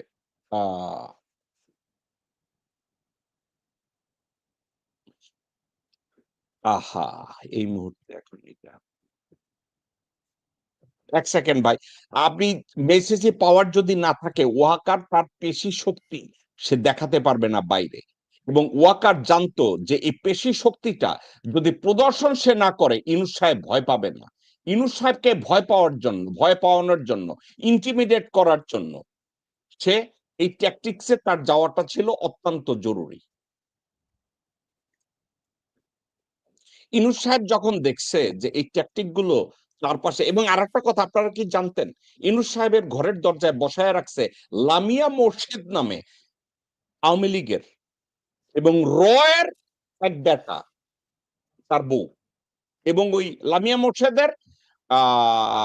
মোর্শেদের মামা শ্বশুর, হ্যাঁ, মামা শ্বশুর হইছে আব্দুল মাল মুহিত এবং আব্দুল মাল মুহিত আর মোমেন। ওকে, ওয়াকারের কেন ম্যাজিস্ট্রেসি পাওয়ার লাগতো এখন আপনারা আমি কই। আপনি বলছেন আপনি এটা আমি জানতোই না, আমি বলতাম আপনি ভুল। এবার আপনি দেখ, আপনাকে আমি ভিডিওটা কেন দেখাইছি আপনাকে আমি বলি। এই লোকটা একটা ইউনিয়ন পরিষদের চেয়ারম্যান, তার দোষ ছিল সে আওয়ামী লীগ করছে এবং আওয়ামী লীগে থাকাকালীন অনেক আকাম কুকাম করছে, তাকে অ্যারেস্ট করছে, তাকে জেল থেকে মানে কোর্ট থেকে জামিন দিচ্ছে, হাজত থেকে ছাইরা দিতেছে, হাজত থেকে বাইরেছে। যখন তার ফ্যামিলি গাড়ি নিয়ে আসছে, ওই থেকে আবার পুলিশ দিয়ে তাকে গ্রেফতার করাইয়া নিয়ে আসছে। সরকার পতনের পরে এ ধরনের ড্রামাগুলো আওয়ামী এবং ভারত নিযুক্ত বিচারকরা এবং পুলিশ প্রশাসনের র সাপোর্টিভ অফিসারেরা এই কাজগুলো করত। তাদের নিয়ন্ত্রণ নেওয়া এবং তাদেরকে রক্ষা করার দায়িত্ব ছিল ওয়াকারের উপরে, এবং ওয়াকারকে এই দায়িত্বটা সার্বিকভাবে বুঝাই দিছে জেনারেল দ্বিবেদী, এবং তাকে সরাসরি এইসব বুঝাই দিয়া গেছে জয়শঙ্কর, এবং পরবর্তীতে বিক্রম কি জানে, বিক্রম মিস্ত্রি আসছে, ভালো করে বুঝাই দিয়া গেছে।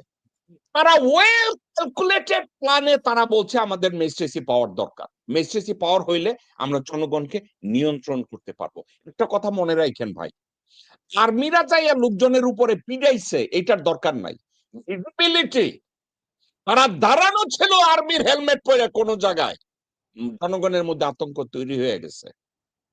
এবং ওয়াকার পুরা 64টা ডিস্ট্রিক্টে ম্যাজিস্ট্রেসি পাওয়ার নিয়ে একজন মেজর বা লেফটেন্যান্ট কর্নেল পাঠাইয়া উপদেশটাকে জিম্মি করে ফেলাইছিল। এবং এই এবং তার উপদেষ্টা পরিষদ তারা জানতো না যে ম্যাজিস্ট্রেসি পাওয়ার দেওয়া তাদের জন্য জঘন্য পর্যায়ে গেছে, তারা জানতোই না, এর কোনো বিকল্প ছিল না। মানে তারা ওই সময় ডক্টর মোহাম্মদ, আর আপনারা কি জানেন, আপনি শুনলে অবাক হবেন, ডক্টর মোহাম্মদ ইউনূসের ওইখানে তাদেরকে বাইরের টেলিভিশন অমুক সমুক তাদের অ্যাক্সেস দেওয়া হয় না। এই আসিফ নজরুল লোকজনের কাছে বলছে, ও স্যারের এইটা বলা যাবে না, উনি বয়স্ক তো, উনি হার্ট অ্যাটাক করবে, উনি কথায় কথায় কাইন্দা দেয়। ভাই, কথায় কথায় কাইন্দা দেয়, তো তুমি তো শালার আমি লোকজনের গালি দেই ভাই, করতে গেছেন পেশাব, আপনি দিয়ে পায়খানা করে দিচ্ছেন, আমি লোকজনরা এখন গালি দিই। আমার স্যার পেশাব করতে যায় যদি আগেই পায়খানা করে দেয়, তাহলে ভাই তারে দিয়া কি হবে? However, এটাকে অস্বীকার করার কোনো রাস্তা নাই। ওয়েল ক্যালকুলেটেড একটা ওয়েতে ওয়াকার ম্যাজিস্ট্রেসি পাওয়ার নিল, ম্যাজিস্ট্রেসি পাওয়ার নেওয়ার পরে আজকের কোথায় গিয়ে দাঁড়ালো ওয়াকারের কথা আপনি নিজে চিন্তা করে দেখেন। মন্ত্রণালয় তার নিয়ন্ত্রণে, মন্ত্রণালয় তার নিয়ন্ত্রণে মানে কি, আইন মন্ত্রণালয় তার নিয়ন্ত্রণে, ডিজিএফআই তার নিয়ন্ত্রণে, ডক্টর মোহাম্মদ ইউনূসের মিলিটারি সেক্রেটারি জেনারেল ফেরদৌস তার নিয়ন্ত্রণে, হাফিজ নামের এক বকরারে পাঠাইছে তার উপদেষ্টা, প্রতিরক্ষা উপদেষ্টা, সে তার নিয়ন্ত্রণে। আপনি কি জানেন জেনারেল হাফিজ ওয়াকারের দেখলে সে সিনিয়র, সে সেলুট দেওয়া ধরে। আমি একদিন আমার মনে পড়ে, আমি একটা লোকের কথা কই, আপনার এক senior general Badruzzaman Chowdhury, PSC G+, general বদরের কইছি যে আপনি মিয়া বৌরে দেখলে যেইভাবে লাভ দিয়ে আসসালাম আলাইকুম কন, আপনি কোন চেটের বালের জেনারেল রে ভাই? বদর কয়, তুমি জানো না তার বাবা ভাইস প্রেসিডেন্ট? কইছে, আরে চুপ পারানি, তাহলে বিয়ার দরকার আছিল কি, হিজড়াইয়া হেনে যায় বয়ে থাকতেন। এখন আমার এই কথাগুলো ভাই আমি আপনি চেক করে দেখবেন, আমি যা কইতেছি আপনি বাংলাদেশে চেক করেন, বদরের বইয়ের অবস্থা কি আছে, আর বদর নুরুদ্দিনের অবস্থা কি আছে, ওগুলো চেক করেন আমারে কইেন যে ভাই আপনি ভুল, আমি মাফ চামো আপনাদের কাছে, কিন্তু আমি জানি আমি ভুল না, আমি 110% রাইট। এইসব হিসাবের দিয়া বাংলাদেশে কিছু হয়, আপনি নিজে চিন্তা করে দেন। হাদি ডক্টর ইউনূসে কইছে আপনি 85 বছর বাঁচছেন, আর কি আপনারে মারবো কেন, আপনার জীবনের সব অর্জন হয়ে গেছে মহিলা দেশের জন্য, উনি মরবো, উনি দেখে আরেক বেটার বইয়ের লাগে, সাইদ কবিরের বইয়ের লাগে উনি প্রেম করতে পারতেছে ওই যমুনায় বৈশা বৈশা, তো উনি ছাড়বো কে, উনি কেন ছাড়বে? আর ওয়াকার দেখতেছে যে ইন্ডিয়ার দ্বিবেদীর সাথে, মানে ভারতীয় সেনাবাহিনীর প্রধানের সাথে উনি কোঅর্ডিনেশন কইরা একটা জিনিসটা ঠিক মতো গুছাইয়া উনি নিয়ন্ত্রণ করতেছে। বিএনপির লোকজনরে ডাকছে, লাইকা মির্জা ফখরুল রে কইছে ইউ ফাক, ইউ ওয়ার্ক উইথ মি, তার হচ্ছে you Amir Khasru, you work with me, না হইলে তোমার পুটকিতে আমি গরম ডিম ঢুকায় দেবো। আমির খসরুকে ডিম ঢুকানোর দরকার কি, আমি এমনি তো অমিত শাহের চালা, তারা কাজ করছে। ভাই এখন কথাটা হইতেছে কি, আমরা এই র কথাগুলো আমরা বলবো না, আমরা কি করব জানেন, এই ফ্যাক্ট গুলোকে ধামাচাপা দেওয়ার জন্য আমরা একাডেমিক আলোচনায় যাব। আমাদের একাডেমিক আলোচনার দরকার নাই। এই একাডেমিক আলোচনায় যাইয়া 15 বছর হাসিনা শোষণ করছে, এই একাডেমিক আলোচনায় গিয়া ইউনূস সরকার ব্যর্থ হয়েছে, এই একাডেমিক আলোচনায় গিয়া আবার ভারতীয়রা ব্যাক করছে। আপনি আমার সাথে দ্বিমত পোষণ করলে ভাই আপনি করতে পারেন, প্লিজ বি মাই গেস্ট। না, আমি দ্বিমত করি না যে মানে পরিস্থিতির কোনো পরিবর্তন হয় না, এটা হলো আসল কথা। যে যেখানে আমরা ছিলাম ব্যাক টু জিরো, এই 18 মাস পরে আমরা সেই একই জায়গায়, মাঝখান থেকে শুধু 1400 জন মানুষের জীবন গেছে, 20,000 লোক আহত হয়েছে, 2 থেকে 3,000 লোকের চোখ হারায় গেছে, এবং প্রচুর লোক, এবং গত 15 বছরে যারা নিপীড়িত ছিল তারা সে জায়গায় আছে, শুধুমাত্র কিছু ধান্দাবাজ বাটপার এই রাজনীতির মানে সুবিধাটা নেওয়ার জন্য উপরে চলে আসছে, এবং যাদের হাতে শুধু টাকা ছিল তারাই এটা করতে পারছে, এবং এখনো করেই যাচ্ছে এটা, এবং এইভাবে চলবে এটা। এবং আর একটা বড় ধরনের বড় ধরনের বিপ্লব হবে, এবং সেখানে আরো রক্তক্ষয় হবে, তারপরে কিছু পরিবর্তন হবে কিনা আমি জানি না, বাট হয়তো বা এই ভুলগুলি তখন হয়তো শুধরানোর চেষ্টা করবে লোকে। আমি ভাই আমি আমি আমি জানি না, আমার দৃষ্টিতে আপনি রাইট মানুষ, কিন্তু আপনি এমন একটা জায়গায় রাইট মানুষ যেখানে বসে এই কথাটা বলবেন, আমি আপনাকে জিজ্ঞাসা করব আমার বিবেকে বাধে, সেটা হইতেছে আপনি বলবেন যে ওয়াকার অর্থই সেনাবাহিনী না, আপনি জানি আপনি এটা বলবেন, আপনি এটাও বলবেন জাহাঙ্গীর আলমের অর্থই সেনাবাহিনী না, ডিজিএফআই না, র্যাব না, আমি জানি আপনি এটা বলবেন, কিন্তু তারপরে আমি বলি জুলাই বিপ্লব ব্যর্থতার জন্য সবচেয়ে বড় দায়ী সেনাবাহিনী। এর একমাত্র কারণ আপনি বলবেন পুরা সেনাবাহিনী দায়ী বললে আপনি বলবেন জেনারেল ওয়াকারের অর্থ তো সেনাবাহিনী না, কিন্তু ভাই জেনারেল ওয়াকার হইছে ট্রেনের ইঞ্জিন, সে ওইখানে বসে ভান করতেছে আমি ইমাম সাহেব, সে ওইখানে বসে ভান করতেছে আমি মুফতি, সে ওইখানে বসে ভান করতেছে আমি দেশপ্রেমিক, ওইখানে বসে ভান করতেছে আমি খান বাহাদুরদের সন্তান, এবং তার সাথে আছে 22 থেকে 23 জন ফরমেশন কমান্ডার, এবং প্রত্যেকটা ফরমেশন কমান্ডার অ্যাপয়েন্টেড বাই র, প্রত্যেকটা formation commander before they were being appointed they were being vetted by র, তারা প্রত্যেকটা লোক 8 থেকে 9 বার দিল্লিতে গেছে, তাদের অ্যাপয়েন্টমেন্ট হওয়ার আগে তারা ভারতীয় হাই কমিশনে গেছে তারা। এখন আপনি বলবেন এই 2.5 থেকে 3 লক্ষ সেনাবাহিনীর লোকজনরা তো দায়ী হইতে পারে না, ভাই দায়ী হইতে পারে না, তারা কমান্ড এন্ড কন্ট্রোল, তারা অর্ডার ফলো করছে, জেনারেল বলছে এটা করতে হবে, তারা ফলো করছে। এখন এক জায়গায় গিয়ে আমারে আপনারা আটকায় দিবেন ও সেনাবাহিনী জনগণের বুকে গুলি করে নাই, বড় চ্যাটের বাল করছে, ভোট রিগিং এর সাহায্য করছে, বিদেশি নাগরিকদের ভোটে ইনক্লুড করাইছে ওয়াকার, ফেনীর ডিসি, আর আমি আর নাম বললাম না, 5 থেকে 6টা ডিস্ট্রিক্টের ডিসি আমারে বলছে শামস ফোন করে তাদেরকে বলছে এত পেঁচাপেচি করেন না বিদেশি নাগরিকত্ব নিয়ে। শামস কেনা এএসইউর দায়িত্বে ছিল না, এখনো আছে। তো আমি বলবো জুলাই বিপ্লব ফেল করেছে ওয়াকার এবং সেনাবাহিনীর জন্য, এবং জুলাই বিপ্লব ফেল করেছে ডক্টর মোহাম্মদ ইউনূস নামের একজন শিক্ষিত যোগ্য দূরদৃষ্টি সম্পন্ন দেশপ্রেমিক মানুষের ব্যর্থতার জন্য, লোভের জন্য, দূরদর্শিতার জন্য ফেল করেছে। আমি তো আরো একটা দলকে আমি এটার জন্য দায়ী করি। আমি মনে করি যে সবচেয়ে বেশি দায়ী হলো রাজনৈতিক দলগুলি। আমি রাজনৈতিক দল তারা আমার ভাই, আমি হয়তো বা আপনি রাইট, রাজনৈতিক দলগুলোর সহায়তা ছাড়া ওয়াকার এতটা ইনফ্লুয়েন্স হইতো না, ওয়াকার এটা নিয়ন্ত্রণই করতে আমার পারতো কথা না। হলো যে রাজনৈতিক দলগুলি কেন ওয়াকারকে সহায়তা করতে যাবে? রাজনৈতিক দলগুলোকে তো ওয়াকাররা সহযোগিতা করবে, এটাই তো হওয়ার কথা। এটা হওয়ার কথা না? জি, আপনাকে তো সেই যোগ্যতাটা অর্জন করতে হবে। আপনি যদি সেই যোগ্যতা অর্জন না করতে পারেন তাহলে তো আপনাকে অন্যরা শাসন করবেই। আপনি যদি আপনার নিজের দায়িত্ব, আমি আমার বাড়ির মালিক, আমি যদি আমার চাকরকে বলি, দারোয়ানকে বলি যে ভাই তুই আমার বাড়িটা ঠিক দেখে রাখ, আমি কেউ না, তুই যা বলবে আমি তাই করব, তাহলে তো সেই করবে। কারণ সে জানে প্রথমে কি ইতস্তত করবে না, স্যার আপনি তো মালিক, আমি কিভাবে করে, আরে আমি তো বুঝি না, তুই কর, তুই যা করবি এটাই ঠিক, আমি জানি এটাই ভালো করবি।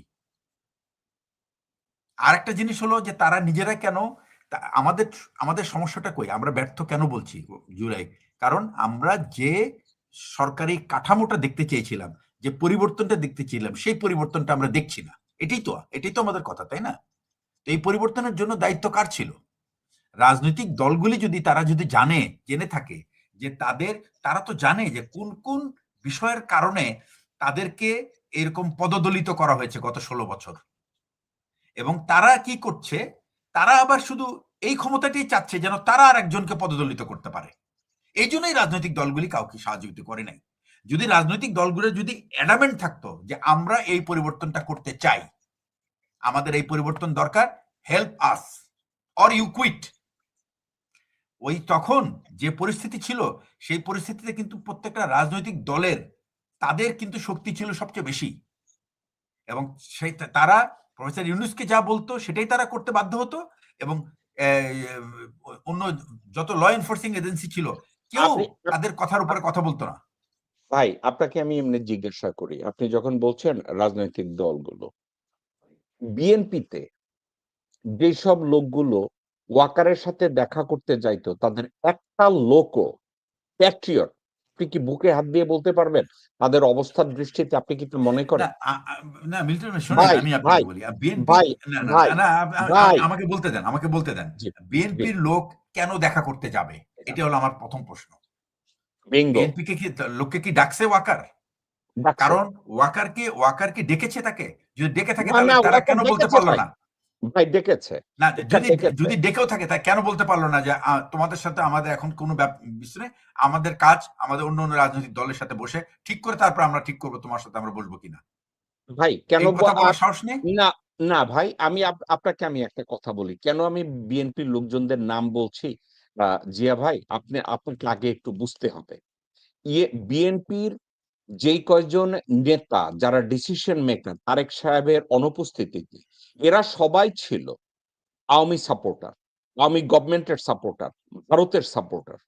তো তারা তো চাই নাই যে এটা আওয়ামী এই গভর্নমেন্ট। দোষটা তো আমরা ভাই ওয়াকারের উপর দিতে পারি না। ভাই আমাকে একটু শেষ করতে দেন, বলেন। আমাকে শেষ করতে দেন।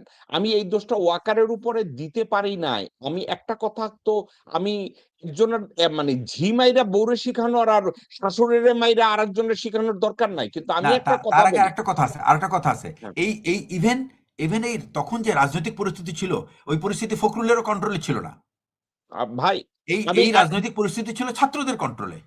ভাই আমি দ্বিমত পোষণ করি না, কিন্তু ছাত্রদেরকে গুরুত্ব দেওয়া হয় নাই। ছাত্রদের যদি এত আরে গুরুত্ব দিত, ভাই ছাত্রদেরকে যদি গুরুত্ব দিত তাহলে উপদেষ্টা মাত্র ২ জন হইল কেন?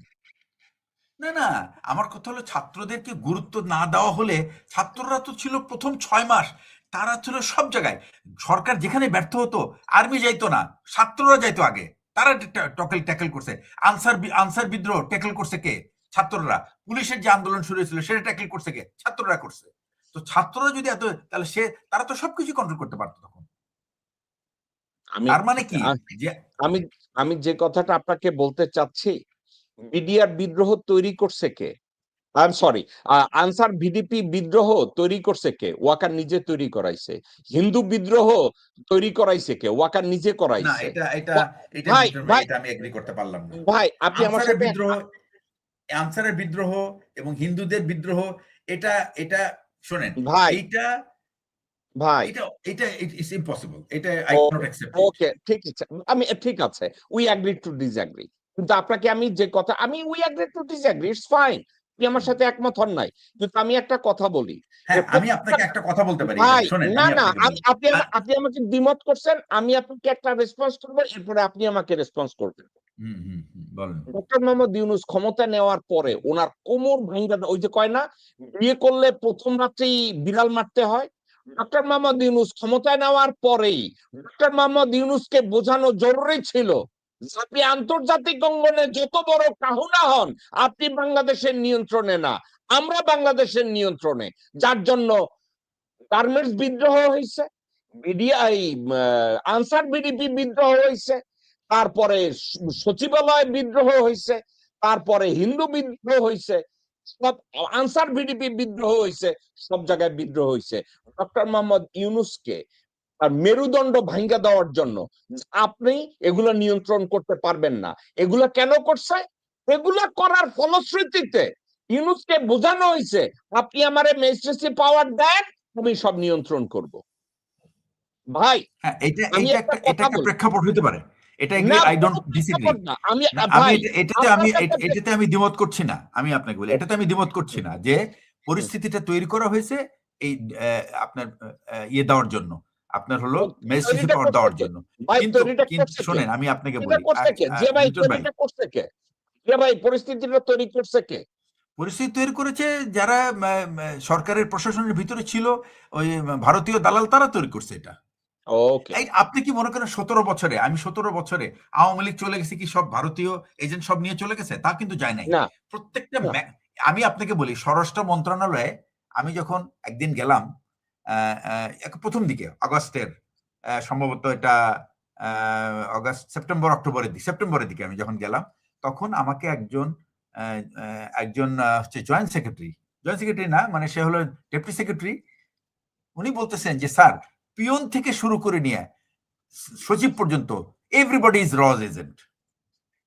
পিয়ন থেকে শুরু করে নিয়ে এবং যেখানে যাই সিদ্ধান্ত হয় মুহূর্তের মধ্যে স্যার এটা বেরো চলে যায়। বলে যে এই যদি অবস্থা হয়, এবং উনি আমাকে রিকোয়েস্ট করছে যে স্যার আপনি একটু স্বরাষ্ট্র উপদেষ্টাকে বুঝান যে স্যার আমরা পুরো বিষয় সবাইকে স্যার এখান থেকে পরিবর্তন করতে হবে, এখান থেকে যদি পুরো আপনি রুট না সরায় দেন, তা না হলে আমরা এটা নিয়ন্ত্রণ করতে পারবো না স্যার। যে ভাই আপনাকে আমি একটা কথা এমনি জিজ্ঞাসা করি, আচ্ছা আমি শোনেন, আমি হুম, তারপর যখন হুম, আমি যখন গেলাম ওনার সামনে, প্রথম কথা উনি বলে, তুমি আমাকে কোনো সাজেশন দিবা না। স্বরাষ্ট্র উপদেষ্টা বলতেছেন, তুমি আমাকে কোনো সাজেশন দিবা না, আমি আমি আমি আমার মতো চলি। আমি ওই দিন আমি একটা একটা মেসেজ রিসিভ করেছি। এই মেসেজটা হলো লাস্ট মেসেজ আমি রিসিভ করেছিলাম 9 আগস্ট 2024। আর আমি গতকালকে ওনার একটা মেসেজ পাইছি আমি এই 2026-এ।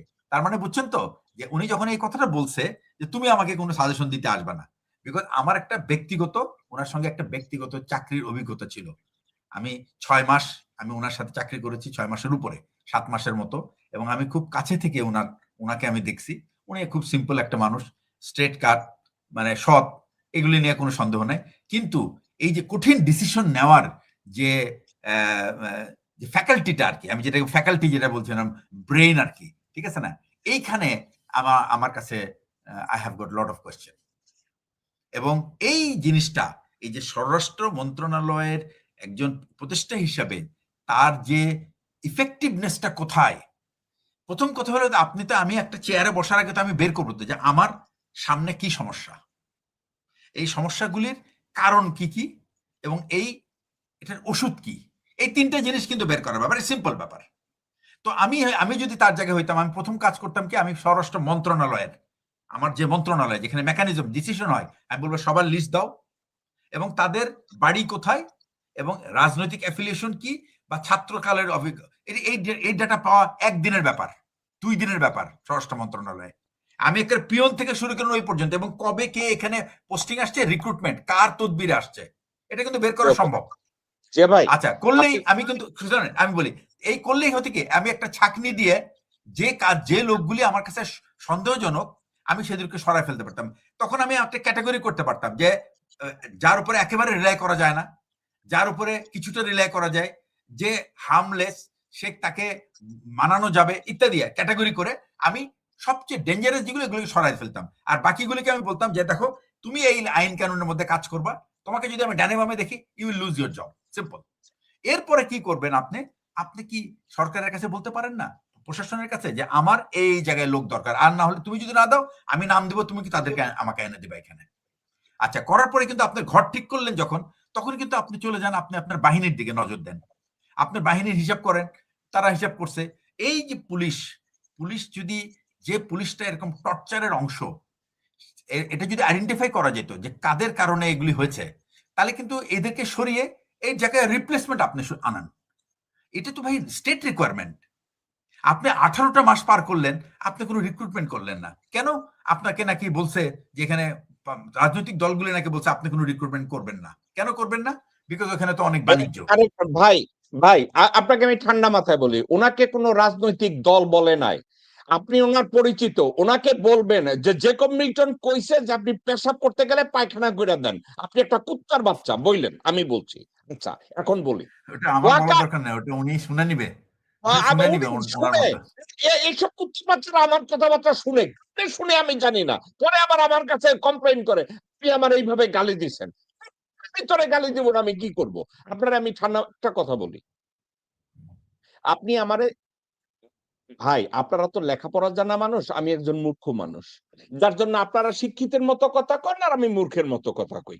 আপনারা আমি ঠান্ডা মাথায় একটা কথা বলি, আপনাকে যদি আমি স্বরাষ্ট্র মন্ত্রণালয়ের দায়িত্ব দেই, ওই বিপ্লবের পরে আপনার প্রথম দায়িত্ব ছিল আর্মির আইজির কাছে যে এই মুহূর্তে সার্ভিসে কারা কারা আছে, এই মুহূর্তে ডিউটিতে কারা কারা আছে, অন ডিউটি আমার লিস্ট দাও। কারা পলায়া গেছে, যারা পলায়া গেছে এই মুহূর্তে dismiss them until further review. এখন আমি যদি বলি dismiss them until further review, এইটা দিয়া তাদের সবাইরে নোটিশ পাঠাইয়া দাও যে নেক্সট 72 ঘন্টার ভিতরে তোমরা যদি কাজে জয়েন না করো এবং পালায়ে যাওয়ার অবস্থান ব্যাখ্যা না করো, পজিশন ব্যাখ্যা না করো, তোমরা পেনশন ভাতা, অবসর ভাতা, চাকরির কোনো বেনিফিট কোনো জায়গায় কোনো কিছু পাবে না, এবং তোমরা যারা ভারতে পলায়ন করছো ফার্দার বাংলাদেশে তোমাদের আর কোনো এন্ট্রি হবে না। এই চিঠিটা ইস্যু যদি করে, পরে ধরেন বললো আইজি কইলো যে ওকে স্যার আমার 30,000 পলায়ে গেছে, 40,000 পলায়ে গেছে, আমি আস্তেই কইরা কইতাম দেশে এত বড় বিপ্লব ছাত্ররা করছে, দাও মধ্যে থেকে আমি 40,000 রিক্রুট করব, যারা ট্রাফিক পুলিশ নিয়ন্ত্রণ করছে আমি এই 40,000 ওইখান থেকে আমি রিক্রুট করব। রিক্রুট কইরা আমি তাদেরকে কি করতাম, আমি আর্টিলারি সেন্টার, ইবিআরসি বিভিন্ন জায়গায়, সারদা বিভিন্ন জায়গায় পাঠায় কইতাম 6 মাসের ট্রেনিং এর দরকার নাই, আমি তাদেরকে 2 মাসের ট্রেনিং এ তাদেরকে পাঠাতাম। ক্যাপসুল ট্রেনিং, হ্যাঁ ক্যাপসুল ট্রেনিং করাই আমারে পাঠায় দাও, আমি এটা করতাম। এখন জাহাঙ্গীরের মতো হুবড়ি এই জিনিসটা কি বুঝে নাই? এখন ওটা না, দোষ জাহাঙ্গীরেরও না, কারণ এই জাহাঙ্গীর তার 2 ব্যাচমেট যাদেরকে আমি এইভাবে চিনি তাদেরকে কইছে ওয়াকার কয় না করতে আমি কি করব, কারণ অনেক রাজনৈতিক দলের কথা কয় আর জাহাঙ্গীরের লগে ঠিক কথা হয়, তারা দুইজন আমারে কয় নাম কইলাম না ইচ্ছা কইরা, শুয়ারের বাচ্চারা তোমরা আমার কথা শুনতেছো, কইছে ওয়াকার আমারে না কয় আমি কেমনে করি। কেন ডক্টর ইউনূস আছে না, দূর ডাকাতের একটা ধারি, হ্যাঁ ধারেও যাওয়া যায় না, দেখাও করে না, কি করবো কথাও কয় না, উপদেশ তাও দেয় না, মালের প্রধান উপদেশ হয়ে বই রইছে জাহাঙ্গীরের কথা। আপনি কইবেন ভাই এই বুড়া লোকটারে আপনি এখন নাম আমার ধরে, প্রশ্নটা হলো, তাহলে উনি থাকলো কেন? উনি চলে আসলো না কেন? উনি ভাই একটা বিন্দু সংবাদ সম্মেলন করে বলতো যে ভাই আমি বলতো একটা যে কথা আমাকে কই, এই কাজ করতে দেওয়া হচ্ছে না, এই জন্য স্বরাষ্ট্র মন্ত্রণালয়ে কোনো উন্নতি হচ্ছে না, আমি চলে গেলাম। ওকে ভাই এবার আপনারে আমি একটা কথা কই, এবার আপনারে হ্যাঁ আমি একটা বলেন। কথা কই, আপনারা হ্যাঁ শিক্ষিত আমি অশিক্ষিত। কনফুসিয়াসের প্রথম থিওরি ছিল, কনফুসিয়াসের প্রথম থিওরি ছিল if you can not become king work with the king even if you feel the king is stupid. এটা হইতেছে কনফুসিয়াসের প্রথম থিওরি। এবার সেকেন্ড থিওরিতে আসেন। সেকেন্ড থিওরি কি জানেন? If you cannot change the system, see who is running the system, join them. এখন কনফুসিয়াসরা জিজ্ঞাসা করছে যে জয়েন দেম মানে, ওইখানে জয়েন হইলে দুইটা, তুই যদি প্যাট্রিয়ট হস ওই সিস্টেমের ভিতরে ঢুইকা তুই ধীরে ধীরে রিফর্ম করতে পারবি, তুই যদি এটা করতে চাস। আর তুই যদি এটা করতে না চাস তুই ইন্ডিভিজুয়ালি বেনিফিটেড হবি, তবু সিস্টেমের মধ্যে থাকতে হইব। তো জাহাঙ্গীর আলম, ডক্টর মোহাম্মদ ইউনুস, তারা তো কনফুসিয়াসের সেকেন্ড থিওরির ইন্ডিভিজুয়াল বেনিফিটে ঢুকছে, তো তারাও হিন্দে সরব কেন ভাই? আপনি বলেন, আমি যা বললাম বলেন। আপনি কনফিউসিয়াসের থিওরি পড়ে ঢুকে নাই, তারা এমনি হলো বাংলাদেশের ট্রেন্ডে ঢুকে গেছে আর কি, বুঝছেন? ওই ট্রেন্ডের মধ্যে কনফিউসিয়াস পড়ে নাই, মোর দ্যান শিওর কনফিউসিয়াস না পড়ে তারা ঢুকছে, ঠিক আছে? আপনার কি মনে হইতেছে আমি না পড়া কই? আপনার কি মনে হইতেছে সিয়া ভাই, আপনার কি মনে হইতেছে আমি কনফিউসিয়াসের থিওরি না পড়া আপনারে কইতেছি? আপনি চাইলে আমি পাঠাই দেব। প্রথম কথা হলো কি, শুনেন, প্রথম কথা হচ্ছে কি, আপনি ওয়াকার ডিসএগ্রি করুক আর এগ্রি করুক, ইট ডাজন্ট ম্যাটার। প্রথম কথা হলো আমি হলাম হোম সেক্রেটারি বা home adviser, I have got certain, আমার কিছু বাউন্ডারি আছে, ওই বাউন্ডারির মধ্যে কিন্তু ওয়াকার কেন, ওয়াকারের বাপ আসলেও আমাকে কিছু করতে পারবে না। He is nobody to interfere in my police reform, in my police. Should there be? উনি কি হওয়ার কথা? হওয়ার কথা না। No no. কেন? আচ্ছা আচ্ছা, প্রথমে আমি বলেন যে উনি কেন ওনার এই যে চারিদিকে ঢাকা শহরে বিডিআর এর বিজিবি যে মানুষের প্রতি যে গুলি টুলি চালাইলো, এটা তো মানুষ সবাই দেখেছে, তাই না? তো এটার জন্য সে কি করেছে, সাধারণ মানুষ দায়ী করে যে ডিজি বিজিবি এটার মধ্যে পার্শিয়ালি রেসপন্সিবল। যদি তাই হয়ে থাকে, এইরকম একটা মানুষকে কেন সরানো হলো না? কেন 18 মাসে উনি বললো না যে না আমি এই লোকটাকে নিয়ে কাজ করব না, যে নাকি মানুষের উপর গুলি চালাইছে? উনি বলে না, take him back, give me somebody else, anybody, give me somebody else, I will not work with him. আপনার কি মনে হয় আনসারের ডিজি কে চেঞ্জ করছে না? আমি আনসারের ডিজি কে চেঞ্জ করছে না? করছে তো। সে করে না, সে করে না ভাই, সরকার করছে তো, সরকার করছে তো। করে না, না সরকার করে না। কে করছে এটা? ওয়াকার করছে। কে করছে? ওয়াকার করছে। ওয়াকার তো আর ওয়াকার ইন্ডিভিজুয়াল না তো, ওয়াকার তো একটা সরকার, তাই না? এমএস ব্রাঞ্চ প্রতিরক্ষা মন্ত্রণালয়ের ডিরেক্টিভ ফলো করতে স্বীকার করছে।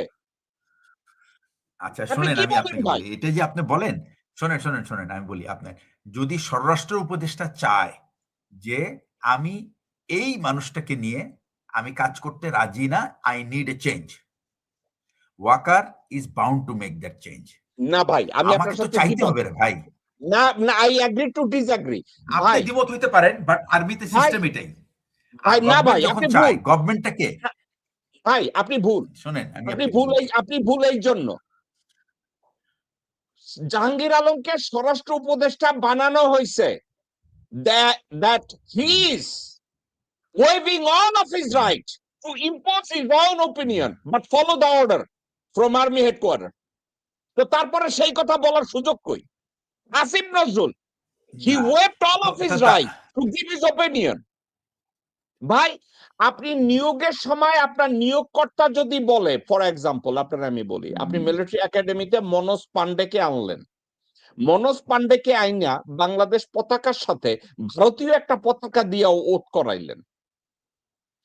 ভারতের সেনাবাহিনী ও ফ্ল্যান্ডের সেনাবাহিনীর প্রধান মনোজ পান্ডে বাংলাদেশ মিলিটারি একাডেমিতে আইসা বাংলাদেশের পতাকার সাথে ভারতীয় পতাকা ঢুকাইয়া লোকজনদেরকে ওত করাইছে।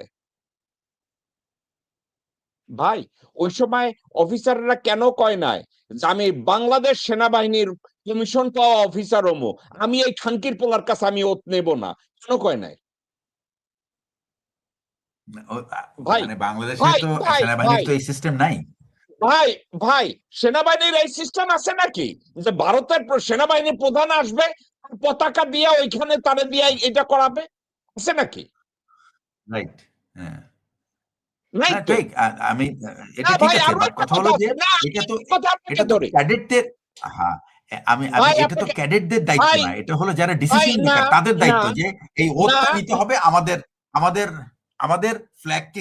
ভাই আমি এটার ব্যাপারে আমি শিওর না যে আপনি যেটা বললেন ওকে যে ভাই ভারতীয় আপনি ফ্ল্যাগ ভাই নিয়ে আপনার কি শিওর ওথ আপনি নিয়েছে কিনা। আপনি শিওর আপনারা যদি আমি ভিডিও দেখাই আপনি তারপরেও শিওর হবেন না আপনারা যদি না, না, কিছু ভিডিও দেখালে তো ডকুমেন্ট অবশ্যই দেখায় শিওর হব, আপনি কেন হব না? তারপরেও শিওর যে হবেন না জিনিসটা আমি আপনারা দেখি এবার নাই আরেকটা বা কথা জানি না, বলি এটা তো আমি I cannot agree to that.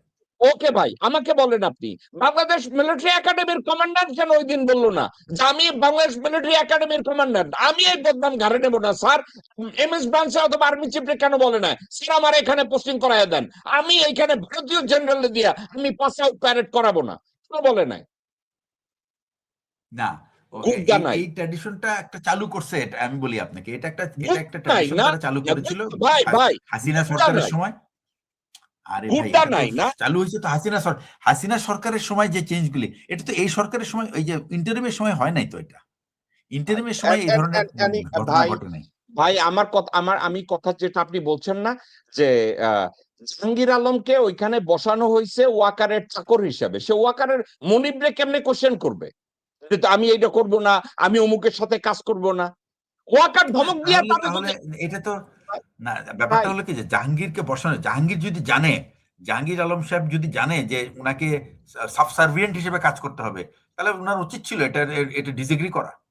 না ভাই ভাই কিছু পয়সা ওনার ভাই বসুন্ধরায় জালিয়াতি কইরা কত হাজার কোটি টাকা মারছে ওইখানে ওনার শালার ওনার বউয়ের ছবি ভাই বসুন্ধরা শাহলম আর আনবির সানবির ওখানে কয়েকশো কোটি টাকা পাইছে তা ঠিক আছে উনি এই প্রফিট কেমনে সারে না, না, আচ্ছা এটা আমি কথা এটা এই সম্বন্ধে, এটা সম্বন্ধে আই হ্যাভ নো আইডিয়া। আমি এটার উপর কোনো মন্তব্য করতে পারবো না। ওকে ভাই হ্যাঁ, যে আমি আমরা জানি আজকে না যেটা। আর আমরা আমার আসলে আরেকটা জিনিস হলো কি, জেনারেল জাহাঙ্গীরের ব্যক্তিগত অনেস্টি নিয়ে দেয়ার ইজ নো ডাউট।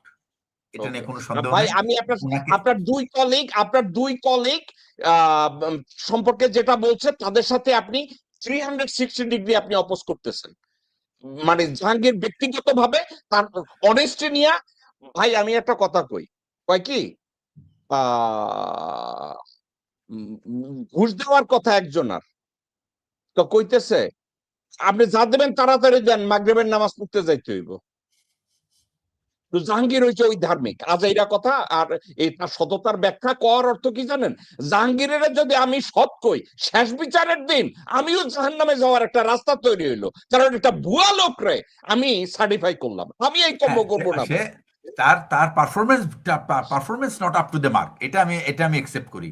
কিন্তু আমি ওকে অনেস্টি নিয়ে আই হ্যাভ আমার নলেজ নাই, কাজে আমি ওকে এটার উপরে জিয়া ভাই আপনার কাছে আজকে থাকতে পারে, আমি আর আপনার কাছে আপনি থাকতে পারে, জিয়া ভাই আপনার কাছে থাকতে আজকে পারলে থাকলে শোনেন, আমি আপনার কাছে থাকলে আমি এটা না ভাই ব্যক্তিগতভাবে জেনে নিব। বাট ওকে ঠিক আছে না ব্যক্তিগত ভাবে না ভাই এইসব কথা আমি ব্যক্তিগত ভাবে না স্ক্রিনে দেখাইয়া তারপরে আপনারা কম যে এবার ভাই বলেন উনি জান্নাতি না জাহান্নামী আপনাদের কারে কে জাহান্নামে নিবে ওকে ভাই আমরা 1.5 ঘন্টা কথা বলছি এই বিষয়টা জি, আজকে শেষ হবে না আমরা জি, এই আলোচনাটা শুক্রবার করব আপনার সাথে আপনার আরো একজন কলিগকে রাখবো আপনাকে আমি একটা সারপ্রাইজ দেব আপনার ঠিক আছে, একটা কলিগ অসুবিধা নেই। এবং আপনি হুম, দুইজন থাকবেন ঠিক আছে। আমরা এই বিষয়টা নিয়ে আলোচনা করব আলোচনাটা শুক্রবার, এত ঈদের বিশাল আগের দিন, হ্যাঁ ওকে, লোকজন ঠিক এনজয় আছে, করুক অসুবিধা নেই। লোকজন আচ্ছা, এনজয় ঠিক করুক আছে, অসুবিধা নেই। কোনো অসুবিধা নাই, ঠিক কোনো আছে অসুবিধা লোকজন নাই। এনজয় তবে আমি লোকজন একটা কথা আমি আপনাকে বলি, আপনি যেহেতু কনক্লুড করার জন্য আমাকে ফ্লোর দেন মাঝে মধ্যে, তবে আমি নিজেই আজকের চেয়ে দেবো দিচ্ছি আজকে। আজকের দেবো না না আজকের এই বিষয়কে কনক্লুড করেন না কারণ এই বিষয় কনক্লুড হয় না, নাই না, না, না। আচ্ছা, আচ্ছা, ঠিক এই আছে। বিষয়টা ওকে, ফাইন। আজকের কনক্লুড হয় নাই কিন্তু পরে আমি জি। কনক্লুড করতে দেবো আজকের যে আলোচনা হয়েছে এটা কনক্লুড করেন বিষয় করেন না কারণ আগামী এইটাই শুক্রবার জন্য বিষয় না। আমি আজকের আলোচনার মধ্যে আমি বলবো যে আমাদের মানে মূল যে সমস্যাটা, যেটা আপনি সবাই আমরা এগ্রি করি, সেটা হচ্ছে যে আমাদের ভিতরে রাজনৈতিক সততা নাই, একেবারে জিরো। আমাদের রাজনীতিবিদদের 1%, একটা পার্সেন্ট, আমি বলি 0.001% ইচ্ছা নাই যে তারা একটা এই আমাদের ঘুণে ধরা এই যে সিস্টেম, এই সিস্টেমটাকে পরিবর্তন করে এই সিস্টেমটাকে মানুষ বান্ধব করবে, মানে সাধারণ মানুষের কাজে দিবে এরকম। তাদের প্রত্যেকটা পলিসি তারা করে কি এলিটদের সুবিধার জন্য করে, এবং এলিটরা শুধু যেন সুবিধা পায়, আর কেউ যেন না পায়। 1 2 নম্বর হচ্ছে এই রাজনীতিবিদরা কখনোই চায় না যে এই বিচার ব্যবস্থা স্বাধীন হোক এবং বিচার ব্যবস্থায় এক সৎ বিচারকরা বসুক, বিচার ব্যবস্থার তদন্তটা সৎ হোক এবং তদন্ত বিভাগ তাদের আন্ডারে হোক, এটা তারা কখনোই চায় না। যদি তাই চাইতো তাহলে এই যে জুলাই সনদের যে 14টা বিষয়ের উপরে তারা সংস্কার করার কথা ছিল, এখানে কি এমন কোনো বিষয় আছে যে যেটা নাকি মানুষের কি বলে স্বার্থের বিপক্ষে যায়, দেশের স্বার্থের বিপক্ষে যায়? তাহলে তারা কেন রাজি হচ্ছে না? তার মানে যে এইগুলি যদি করে তাহলে তাদের যে সমস্ত ক্ষমতার যে অপব্যবহার তারা করে, ক্ষমতা ব্যবহার করে যে সুবিধাটা আদায় করতে পারে, সেইটা তারা পারবে না। এটাই তাদের মূল কথা। তাহলে রাজনীতিতে যারা এসেছে, যারা ক্ষমতায় যায়, তারা কিন্তু সবাই চায় ক্ষমতাটাকে তারা কুক্ষিগত করতে এবং সেই ক্ষমতাটাকে ব্যবহার করবে তার নিজের ফায়দার জন্য। এবং এইটার যদি আপনি আমার এই তথ্যটার, এই কথাটার যদি কেউ চ্যালেঞ্জ করে, তাহলে আমি বলবো যে আগামীতে আপনি 100 জন লোকের কাছে জিজ্ঞেস করেন আমি এই কথাটার মধ্যে কয়জন লোক দ্বিমত করে। ওই দিন আমি একটা টক শোতে প্রশ্ন করেছিলাম, তো আমার যে অপোনেন্ট ছিল, আমার যে হোস্ট ছিলেন ওখানে, অথবা কি বলে যে নাকি সহ আলোচক ছিলেন, তিনি কিন্তু মানে একটু বিএনপির প্রতি সিম্প্যাথাইজ এবং বিএনপিকে সময় দেওয়া হোক, সবই ঠিক আছে, আমারও তাই, ঠিক আছে, আমি তাকে সময় দিচ্ছিলাম। কিন্তু যে কাজগুলি সে করছে একের পর এক, সেটা কিন্তু প্রমাণ করছে না যে সে নিরপেক্ষভাবে দেশের শাসন ব্যবস্থা, দেশের প্রতিষ্ঠানগুলিকে সে স্বচ্ছভাবে চালাতে চায়। আমি একটা ছোট্ট এক্সাম্পল বলি। সে ফর এক্সাম্পল যে আমি ওই দিন আমি একটা ফেসবুকে পোস্টও দিয়েছিলাম যে দেশের যে আইজিপি এখন নিয়োগ করা হয়েছে, এই আইজিপিটা তার ব্যাকগ্রাউন্ড বলা হলো সে ছাত্র দলের নেতা ছিল, ভালো কথা, এটাতে আমার কোনো আপত্তি নেই। আমার প্রশ্নটা হচ্ছে তড়িঘড়ি করে কেন তাকে নিয়োগটা দিতে হলো? কেন আমরা যে ইউনূস সাহেব যে কমিশন করেছিল, সেই কমিশনের মাধ্যমে যদি তাকে আমরা একটু যাচাই বাছাই করতাম, হয়তো সেই সবচেয়ে যোগ্য। যখন সে ওই পদে বসতো তখন কিন্তু তার ভিতরে কিন্তু একটা নিজের একটা আত্মশক্তি থাকতো, তার সেই মানসিক শক্তি থাকতো যে আমি একটা স্ক্রিনিং প্রসেসের মাধ্যমে আমি এখানে এসেছি, কারো দয়ায় আসি নাই। এখন যে উনি যে বসেছেন, উনি কিন্তু ছাত্র দল, এবং তাকে কিন্তু বলেই দেওয়া হয়েছে দেখো তুমি কিন্তু ছাত্র দল ব্যাকগ্রাউন্ড ছিল, এই জন্যই কিন্তু তোমাকে দেওয়া হয়েছে, কাজে সুতরাং তুমি আইনের যে লাঠি নিছো, এই লাঠিটা ছাত্র দলের প্রতি নরম ভাবে মারবা আর অন্যদের প্রতি খুব শক্ত ভাবে মারবা। আপনি কি বলেন? উনি কি ছাত্র দলের বা যুব দল বা বিএনপি যদি কোনো অপরাধী পায়, তার উপরে কি শক্তভাবে এটা প্রয়োগ করতে পারবে? কখনোই পারবে না, কারণ সে মানসিকভাবে দুর্বল এবং তাকে ওইভাবেই ওখানে বসানো হয়েছে। তার মানে কি, এই যে লোকটাকে বসানো হলো, সে কিন্তু কার একটা গোষ্ঠীকে সুবিধা দেওয়ার জন্য বসানো হলো, আর বাকি সবাই কিন্তু হবে তার মানে শক্ত শাসনের শিকার, আর বাকিরা হবে নরম শাসনের শিকার। এইখানেই কিন্তু অসততার পরিচয় রাজনীতিবিদদের।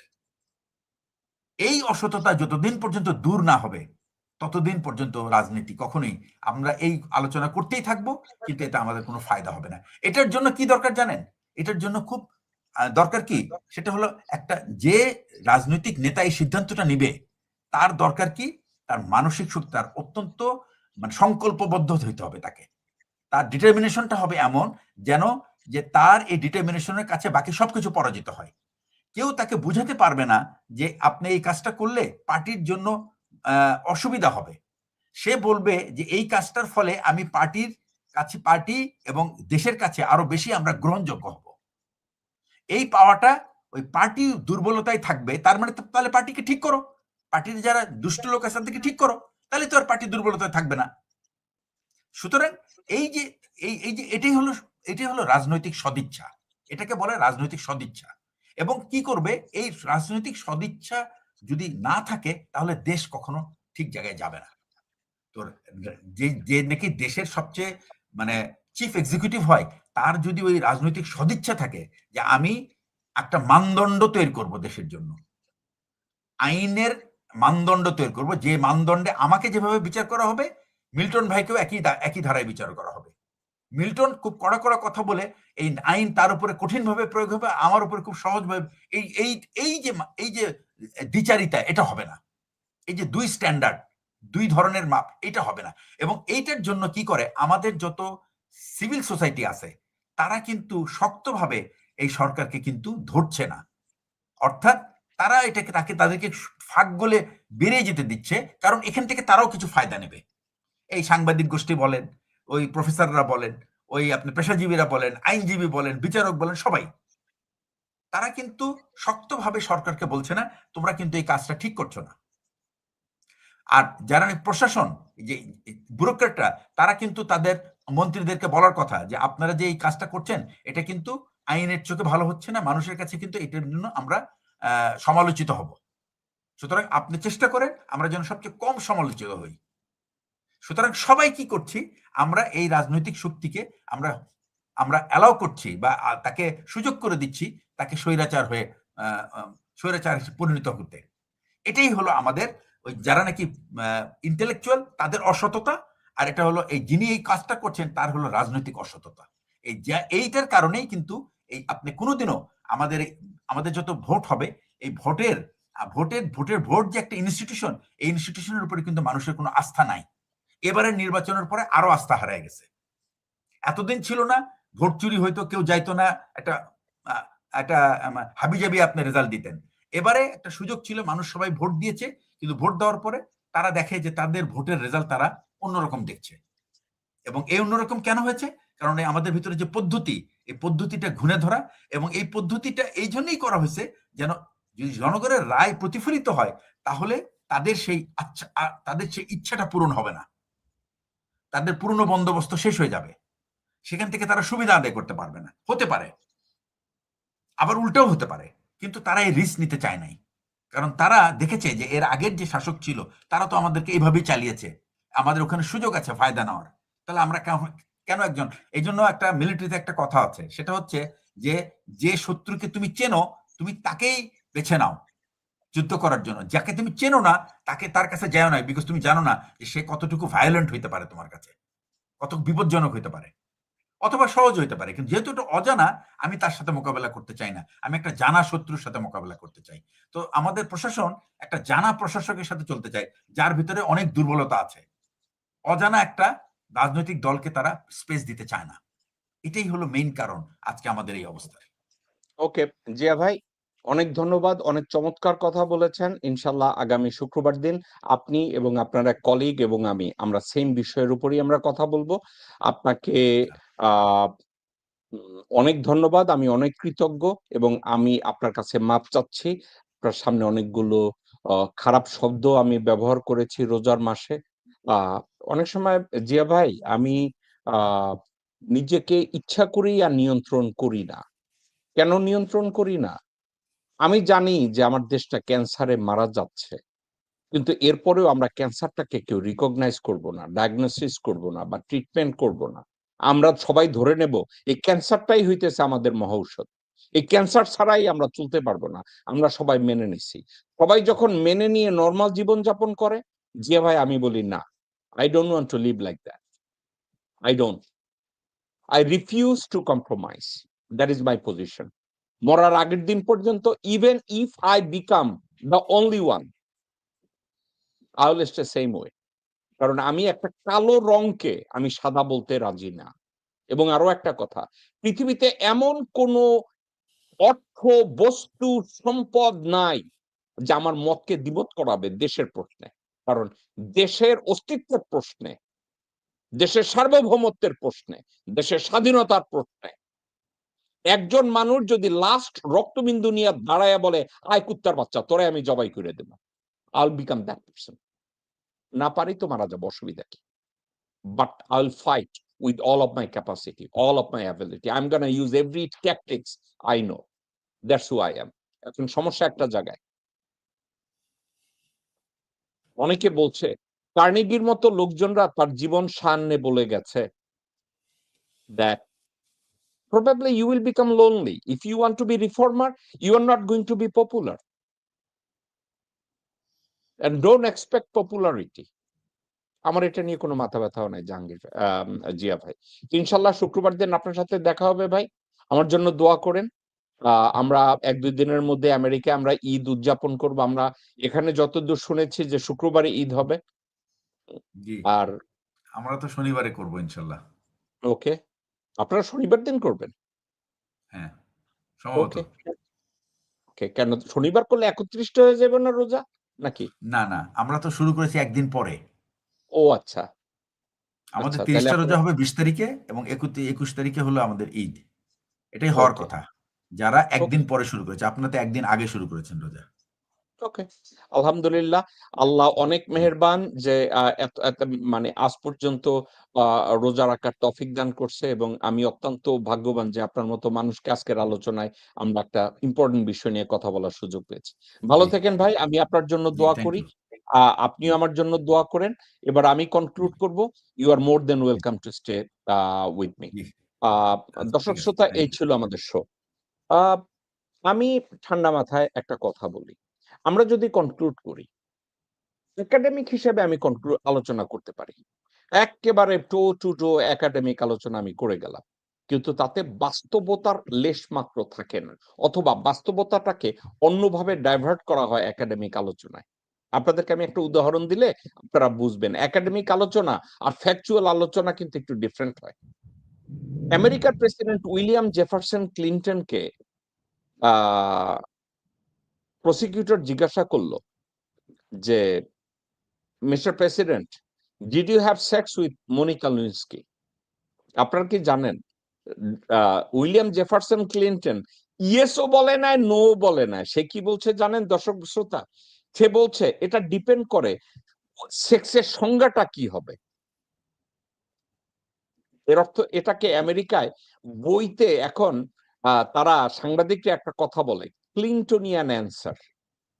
লোকজনরা বলে ক্লিনটনিয়ান অ্যান্সার দিও না। কারণ ক্লিনটনিয়ান অ্যান্সার হইতেছে একাডেমির উপরের একাডেমি। অর্থাৎ সহজ কোনো কথা হবে না। বাস্তব কথা।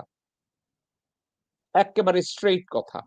এই কথার সাথে আমি এবং ব্রিগেডিয়ার জিয়া একমত। জুলাই বিপ্লব সার্বিকভাবে ব্যর্থ হয়েছে। এবং এই ব্যর্থতার জন্য ভারত তার ফরেন পলিসি, বাংলাদেশের উপরে তাদের যে ফরেন পলিসি এখানে তারা সফল হয়েছে। ভারতের ১ নম্বর চাকর হিসাবে ওয়াকার সফল হয়েছে।